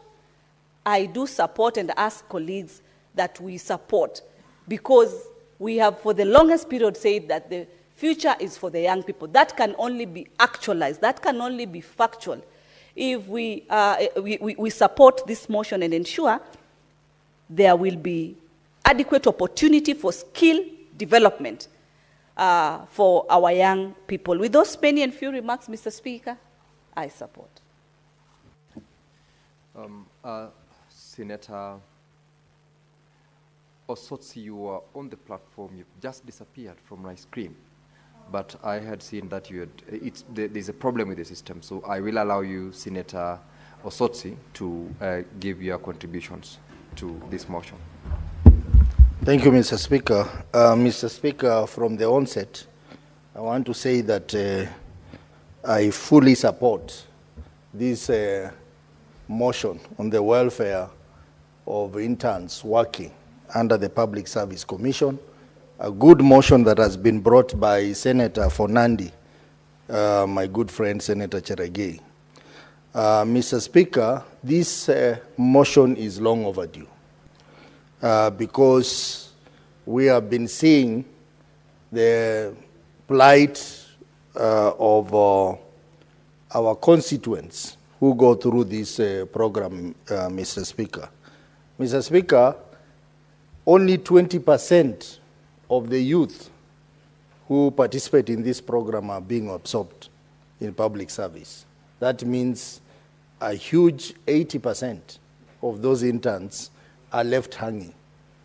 I have had an opportunity to even help some of this youth to join this program, but after the 1 year period, they come back to me asking me for a job, and some of them stay at home for even as long as 3-4 years, Mr. Speaker. Mr. Speaker, this was a good program that was started in 2019-2020 financial year. But then, where we have reached, I think we need to scale it and make it better and more result-oriented, because a lot of youth who have gone through this program and have ended up not getting a job, they are going through mental health issues, Mr. Speaker. I know, for example, of a young lady in my county who went through this program for 1 year, and after that, she has not been able to get a job for 3 years, only to end up being employed in my county as one of the ward administrators, and you understand the challenges they go through. So I think it is a high time that this program is reviewed for the purpose of making it even better, for the purposes of increasing the amounts that these young people are getting. Because being paid 20,000 really in a city like Nairobi is not adequate even for housing alone, Mr. Speaker. You find that these young graduates are staying in the slums. They are operating from the slums because they cannot afford quality housing. And they are supposed to go to those offices and do good work. And then after 1 year, there is no job. They have to go back to the tarmac. This is a program that must be enhanced so that we stop creating more mental health challenges to our youth. Mr. Speaker, even as we talk about the issue of interns, we have to confront the bigger problem of the youth in this country. And this thing, we have said about it many times. Every leader who is elected, the president in this country, keeps on appreciating the issue of the youth. and the problems they go through. But when they are in power, they forget about this youth. Mr. Speaker, the youth problem is not just a Kenyan problem. It's now a global problem. You have seen, Mr. Speaker, what has happened in other countries. Even countries that are thought to be progressive in Africa, like Morocco, you saw the agencies going to the streets because of the challenges around employment, challenges about public infrastructure, challenges generally affecting our youth population. So any progressive government must put more emphasis around the youth problem. In this country, during President Kibaki's time, they set up the Youth Enterprise Fund, which was a good idea, to be giving youth some loans so that they can start their businesses, so that they can do their innovation. Mr. Speaker, no one is talking about Youth Enterprise Fund anymore. Instead, we have had other funds coming in which are really running at parallel with the initial objectives of the youth fund. So we need more investment around the youth problem. We need more targeted program at addressing the youth issues, one of it being employment. Even in this internship program, I wonder why those youth cannot be absorbed, Mr. Speaker. After 1 year, they need to be given employment. Because, you know, I was looking at statistics, how many Kenyans retire every year from public service? They are close to 20,000. This year, they are going to engage 7,000 interns. It is just a fraction of 20,000. Why can't we have a policy where all the youth who go through the internship program and complete it successfully, they need to be absorbed in the public service, rather than sending them back to tarmac? That is even creating more challenges than creating benefits for the youth. So one of the things that this motion should propose is that all the youth who successfully complete the internship program should be absorbed in the public service. And I wonder why that is not, that is a challenge, Mr. Speaker. Because we have enough institution in government to ensure that this program runs well. Mr. Speaker, you know we have National Employment Agency, which is under the Ministry of Labor and Social Service. What does this authority do? What does this authority do? They are supposed to create some linkages with the Public Service Commission so that these youth are seamlessly transitioned to employment, because this agency, one of the things they do is to look for employment opportunities, so that after that 1 year, there are opportunities which have been linked and this youth can continue serving either in the public service or even in the private service. We have a skills inventory, which is a department in the Ministry of Labor, the National Skills Inventory. They need to keep details about these youth who are in the internship program, so that within that 1 year, they should be working on a program how this youth will be absorbed into full-time employment. So clearly, these challenges we are discussing here, they tell us one thing.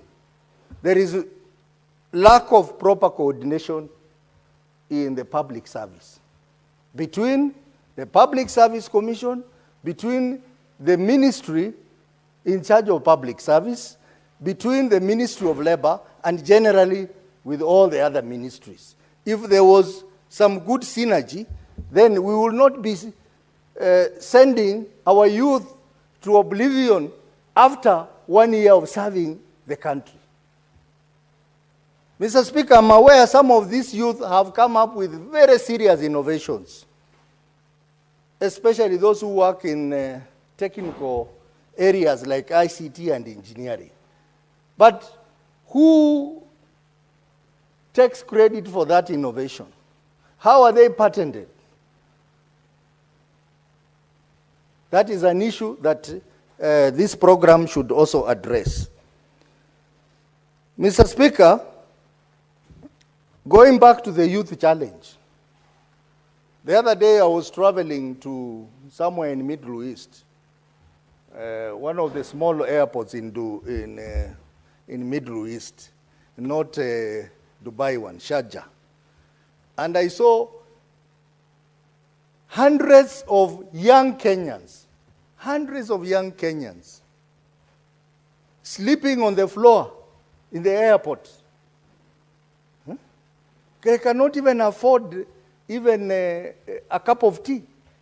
Some of them are traveling to various countries in the Middle East. Some of them are returning home. That shows how we have mistreated our youth. Something has to be done about this. We talk about seeking employment for our youth in overseas, but I can tell you, most of these programs of trying to help our youth to get jobs abroad, most of them are a scam.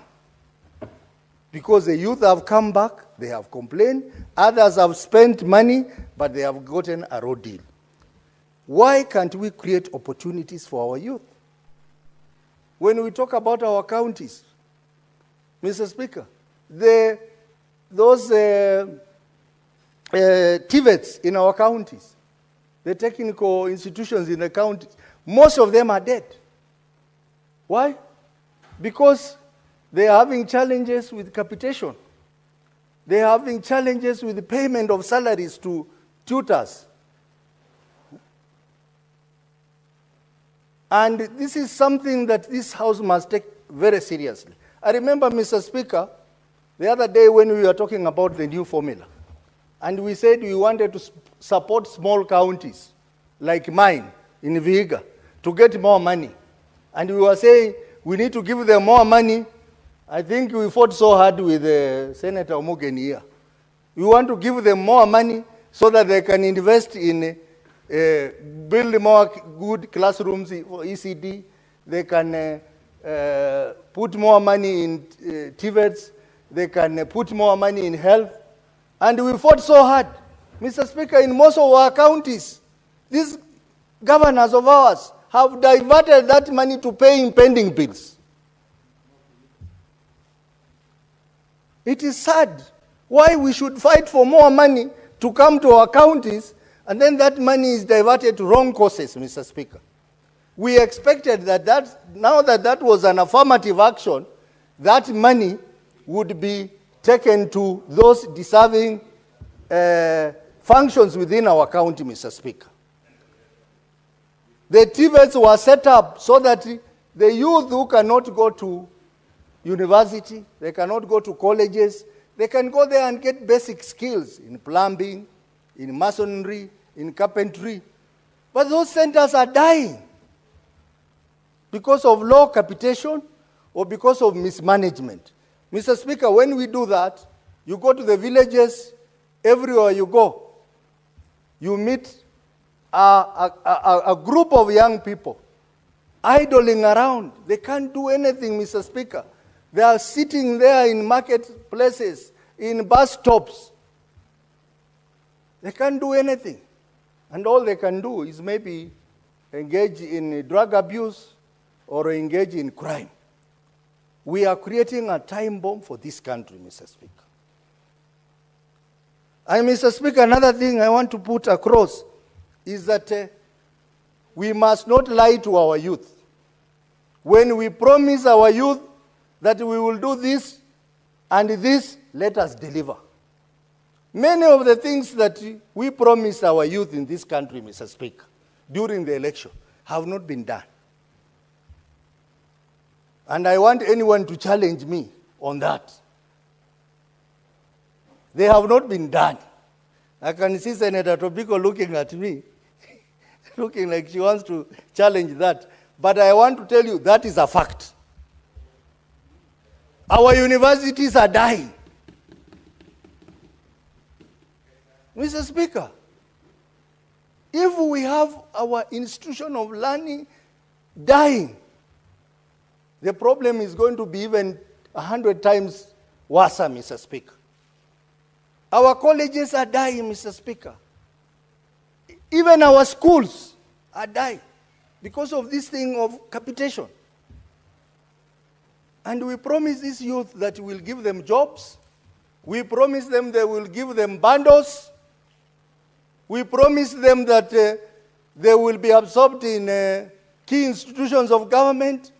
It is now 3 years, nothing or very little has been done. Then when they go on the streets, we follow them to the streets and we kill them, we arrest them, we do many things.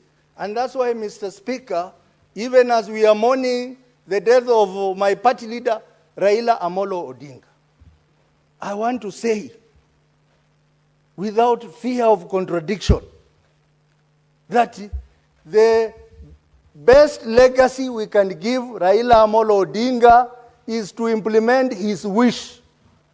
And his last wish is expressed as 10 points agenda.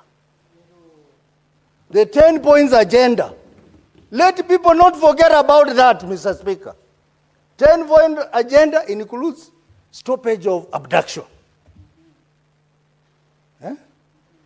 compensation of the youth who died in the Mandamanos, release of the youth who are still in prison. We cannot be saying Raila Odinga did good things to this country and we have our youth rotting in prison. We have our youth rotting in prison, Mr. Speaker. I expected as a gift to Raila Odinga that before he was buried, all the youth who are in prison as a result of Mandamano should have been released from prison, Mr. Speaker. So, the best gift we can give Raila Amolo Odinga is we all religiously implement the 10 points agenda. And one of the 10 points agenda touches on the welfare of the youth. The youth employment, it is one of the issues. The issues of youth rights is one of the issues. If we do that, Mr. Speaker, I am very confident that this youth problem, which may swallow all of us, they will not care whether you are in the opposition or whether you are in government, we will all be swallowed because as leaders we failed to prepare for a generation to come after us. So as I support this motion, Mr. Speaker, I want to say that this program, it was the first baby step that was done to have at least our youth joining internship. But now, 4 years after its inception, we need to take it to another level by improving it, by making it more purposeful, by making it have some desired outcome, by increasing the stipend they are given. In fact, we should not even call it a stipend. 20,000. Mr. Speaker, if you go to these offices, the budget for tea alone will shock you. The tea in the CS office, Mr. Speaker, can even be 200,000 a day, Mr. Speaker. How many interns can you employ with that money, Mr. Speaker? I think we need a focus in these things, Mr. Speaker, to make Kenya better. I remember, Mr. Speaker, a few years back, and I know some companies are doing that, we used to have a management trainee program. I am a product of management trainee. When I finished university, I went through a 2-year management trainee program. Mr. Speaker, it was not just a trainee. You are working, you are earning a salary, you are getting allowances, and you are on the management scale. And after the 2 years, we were transitioned to senior management positions.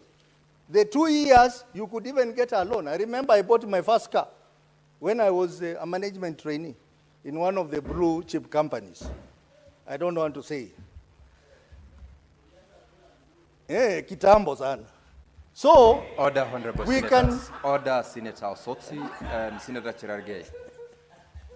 Order, and take note of the language that you're using while you're on the floor, Senator Osotsi. Most obliged. So, Mr. Speaker, we want a system like that, where youth can come in, they have struggled in the university, someone, for example, in medicine, 6 years. Give him a job, make him a trainee, but a permanent job, give him the allowances, let him finish, then you give him the full responsibility of management scale. And Mr. Speaker, we need to stop this tendency of giving contracts to people who have retired. Someone has retired at 60, is given a 5-year, 10-year contract, when we have young people who should be given the job, Mr. Speaker. Those are some of the policies that must be reviewed so that we have our young people getting full opportunities. And that way, in a large way, we'll be addressing the youth problem.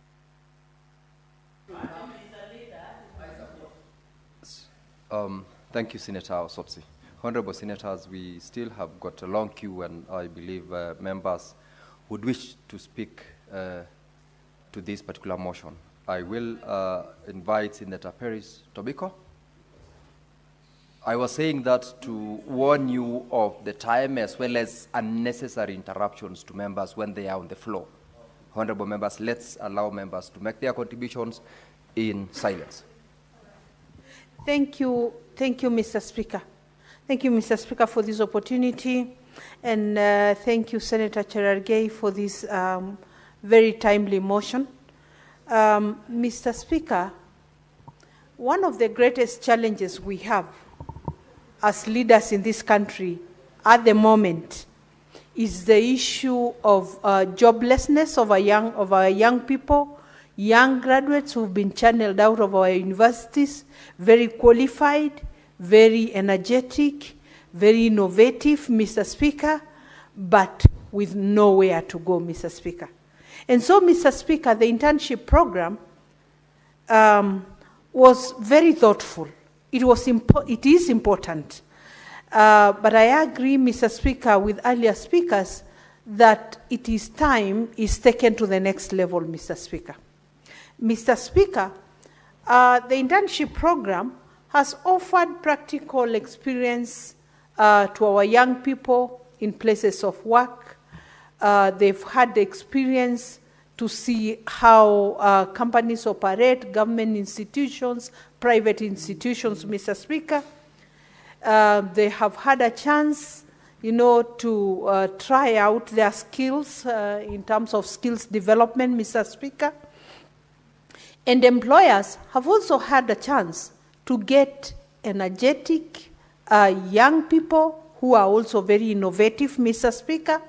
And they have been able to even, identify potential employees, Mr. Speaker. Mr. Speaker, in the places of work, they have also had a chance, for older generations, Mr. Speaker, to mentor young people, Mr. Speaker.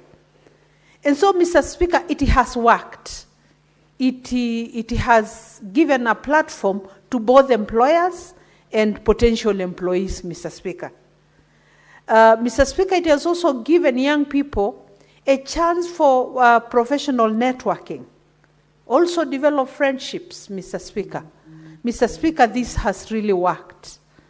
Mr. Speaker, it has given people a chance for career explorations, Mr. Speaker. You see whether you fit in where you got internship or maybe somewhere else, Mr. Speaker. And so, Mr. Speaker, it has become a mutually beneficial program to both potential employees and industry perspectives and see what our job market offers, Mr. Speaker.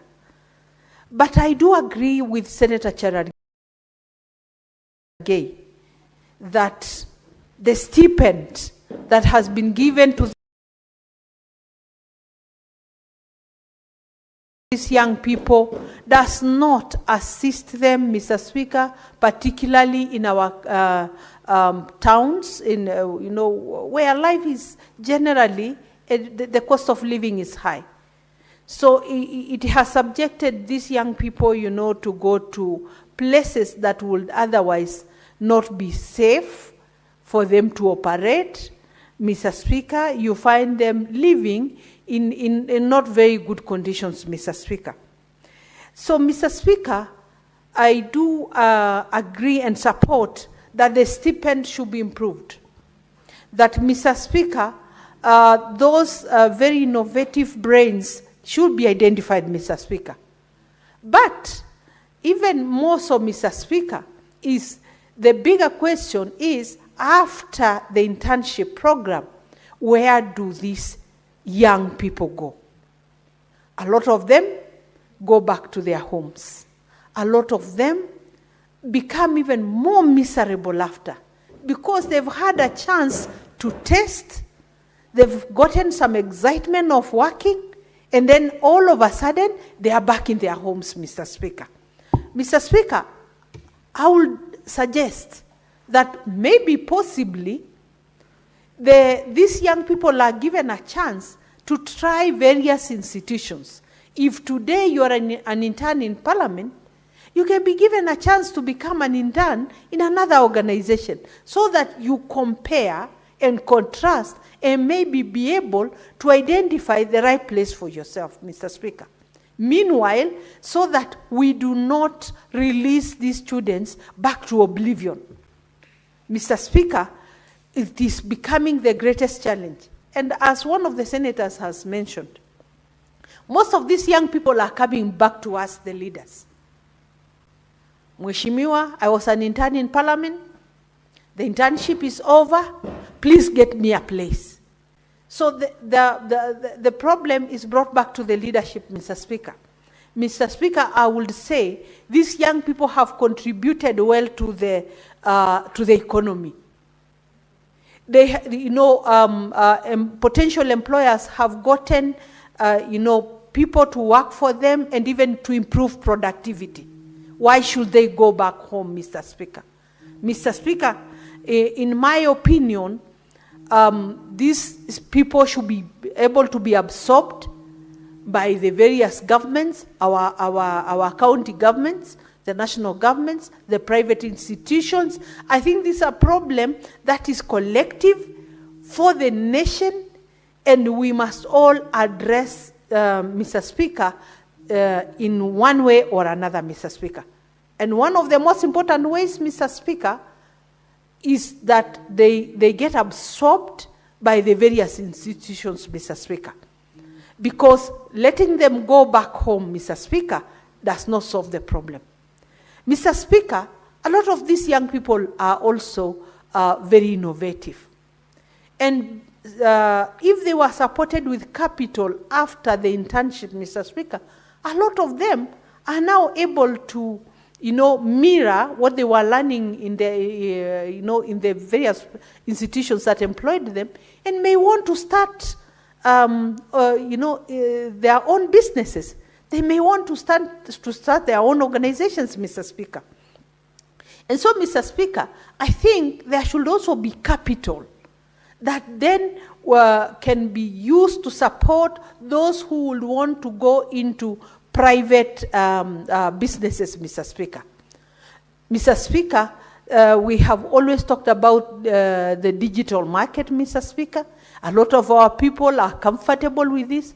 A lot of our people are very conversant, Mr. Speaker, with digitization, online jobs, Mr. Speaker. So being supported, Mr. Speaker, then we will not be losing these children back to homes and getting discouraged and getting depressed, Mr. Speaker.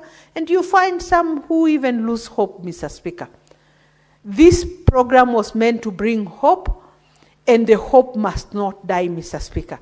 And so, Mr. Speaker, I do support that we enhance this program, Mr. Speaker, instead of letting the students go back home. In the interest of time, Mr. Speaker, for those one or two other senators who may want to contribute before time is over, let me cede the floor. Thank you.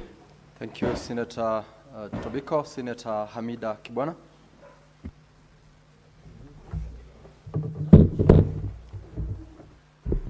Thank you, Mr. Speaker. I also want to support the motion, Mr. Speaker, and I want to thank our able, distinguished Senator Cherargei to bring this motion. To be honest, our young people have really suffered regarding this issue. Mr. Speaker, the young people always feel like that they are always used and dumped. Failure, of course, to pay the interns as a stipend, and also, with sustainability, lead them to other things. Mr. Speaker, I want to give an example of, was it last year? And I think I had a statement on that, regarding the young doctors or young nurses who committed suicide due to their, failure to be able to meet their stipend. It was very sad that we have lost lives. Those are the lives, maybe one or two that we got to know. You can imagine others. The young people nowadays,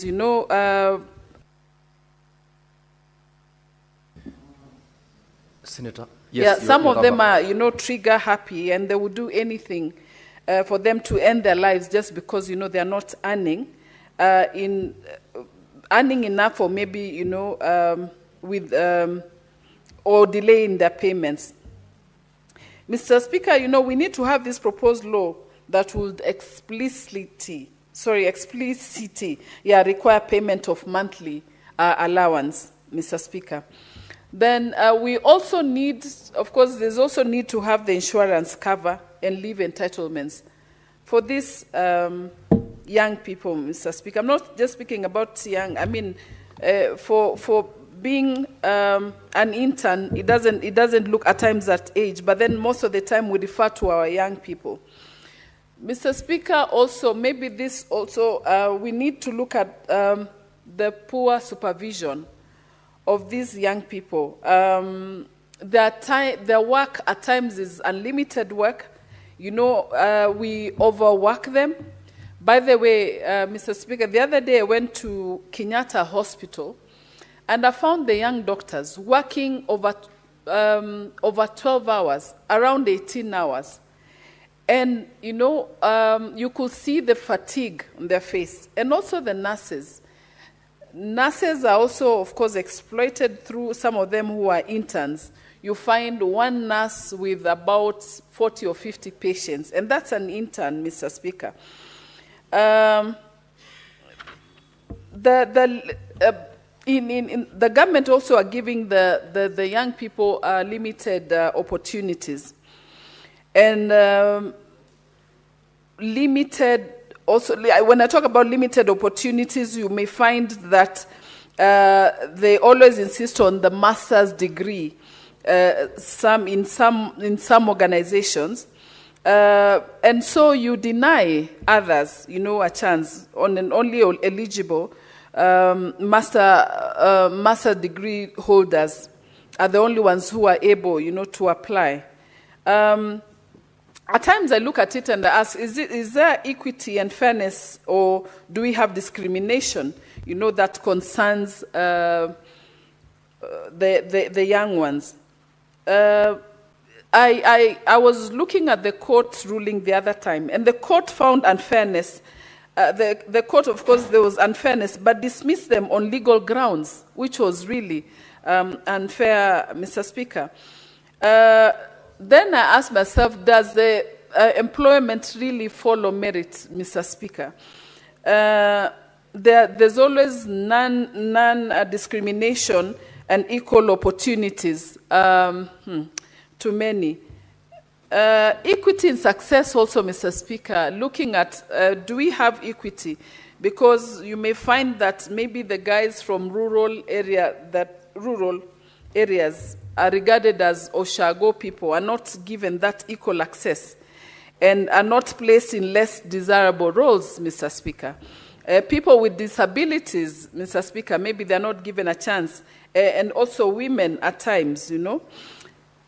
These young people should be, Mr. Speaker, I remember, and I was reading somewhere that, imagine Baba, during the Gen Z Mandamano, do you know he used to also send them water? Because he said, hata hiyo, kwenda mandamano ni kazi. And I remember what we used to go through. And he used to send quietly, discreetly water to all of them. You know, because saying, look, these are young people. As much as they may think that hata hiyo vile wanaona wanafanya ni kazi. When, you know, there were, as much as, you know, they were going out to demonstrate, but also, some of them thought that kuwa kwa barabara, you know, ni kazi, because they don't have anywhere. Senator Hamida Kibwana. Oh, sorry, Mr. Speaker. I would like to read to you the standing orders 92. Mr. Speaker, that I requires apologize. You, if you have opted to debate No, I'll in continue Kiswahili, that, Mr. Speaker. Kiswahili, I apologize. Please. So, but mandamano, Mr. Speaker, at times, you know, we find ourselves just getting to, is it demonstration? Yes, the demonstration. So they find, you know, Baba used to send them water. Then I'm also wondering, Mr. Speaker, the Hustler Fund, you know, it was supposed to be there to support the young ones, but really, unfortunately, I can see Senator Medho looking at me that, you know, he also wants to contribute on something. But then the last one, Mr. Speaker, on gender sensitivity. You know, deployment should be considered in support of gender, and also the monitoring of the employment. The pathways and decent work, Mr. Speaker, the internship should not just be stopped, Mr. Speaker, as stopgap roles. They should also lead somewhere meaningful, Mr. Speaker. The government should have an exit plan for the young ones, as what Senator Peris Tobiko has said, that we need to have at least an exit plan for the young ones. And also the young professionals will be discouraged, definitely, if we don't have that. Monitoring, Mr. Speaker, should be done. We need to monitor this deployment on the interns. Mr. Speaker, for the sake of time, let me stop there, and I think we have some few more minutes for my colleagues. Thank you. Thank you, Senator Hamida. Senator Medhu. Thank you very much, Mr. Speaker. Actually, I want to congratulate Senator Cherargei for this very, very brilliant motion. As a young person, Mr. Speaker, it is always very sad that the plight and the issues to do with the young people are always a priority for most politicians and government people only when we are campaigning. It is very easy to sensationalize. If you allow me just to quote, ni wakati wa vijana, things that we keep saying during campaigns. But once we get to government, it becomes very difficult to actualize most of the things that we promise the young people.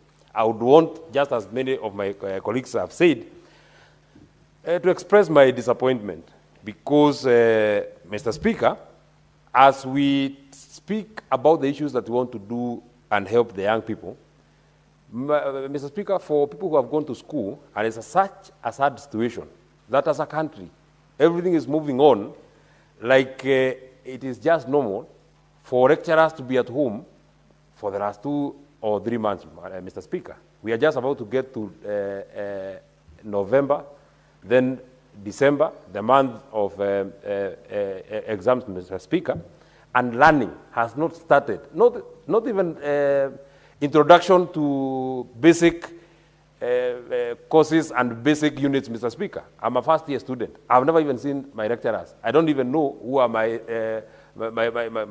my colleagues in class because we have never converged. We have not even had orientation for first years, Mr. Speaker. I'm a first-year student at the University of Nairobi because lecturers are at home, and nobody is speaking about it. It looks like it is just normal. People are just back to being on the rooftops, sensationalizing people and saying that tutatenga, tutafanya. And nothing seems to happen, Mr. Speaker. So therefore, I'm really happy about this particular motion and the proposals that have been mentioned here. And because I see that time is really far gone, Mr. Speaker, the last time a review on these stipends was done was in 2019. Mr. Speaker, you actually know, in 2025, 6 years later, so much has happened, and the economic situation now cannot be the economic situation then. Even for people who are earning maybe that time 10,000 or 15,000, are now earning 30,000, Mr. Speaker. Even parliamentarians, Mr. Speaker, you know, what they were earning in 2019 is not the same thing that we are earning now. Why is it very difficult for us to wear the shoes of these interns, Mr. Speaker, the people who have actually been suffering? And Mr. Speaker, as you see that 20% of all graduates are assimilated into public service, Mr. Speaker, do you actually know that the bulk of the work that happens in public service is done by these interns, Mr. Speaker? You actually saw that when intern doctors had their strike, almost everything in the health sector had collapsed because most of the services that are rendered in public service are rendered by these interns, Mr. Speaker. Why can't we be humane and think about them, Mr. Speaker? Mr. Speaker. Senator Medhu, you will have to, when the House resumes, conclude on your contributions on this motion. You have got 12 minutes remaining for you to conclude. Thank you, sir. I'll come. Now, Honorable Senators, it's now 6:30 p.m., time to adjourn the Senate. The Senate therefore stands adjourned until Tuesday, 4th of November, 2025 at 2:30 p.m.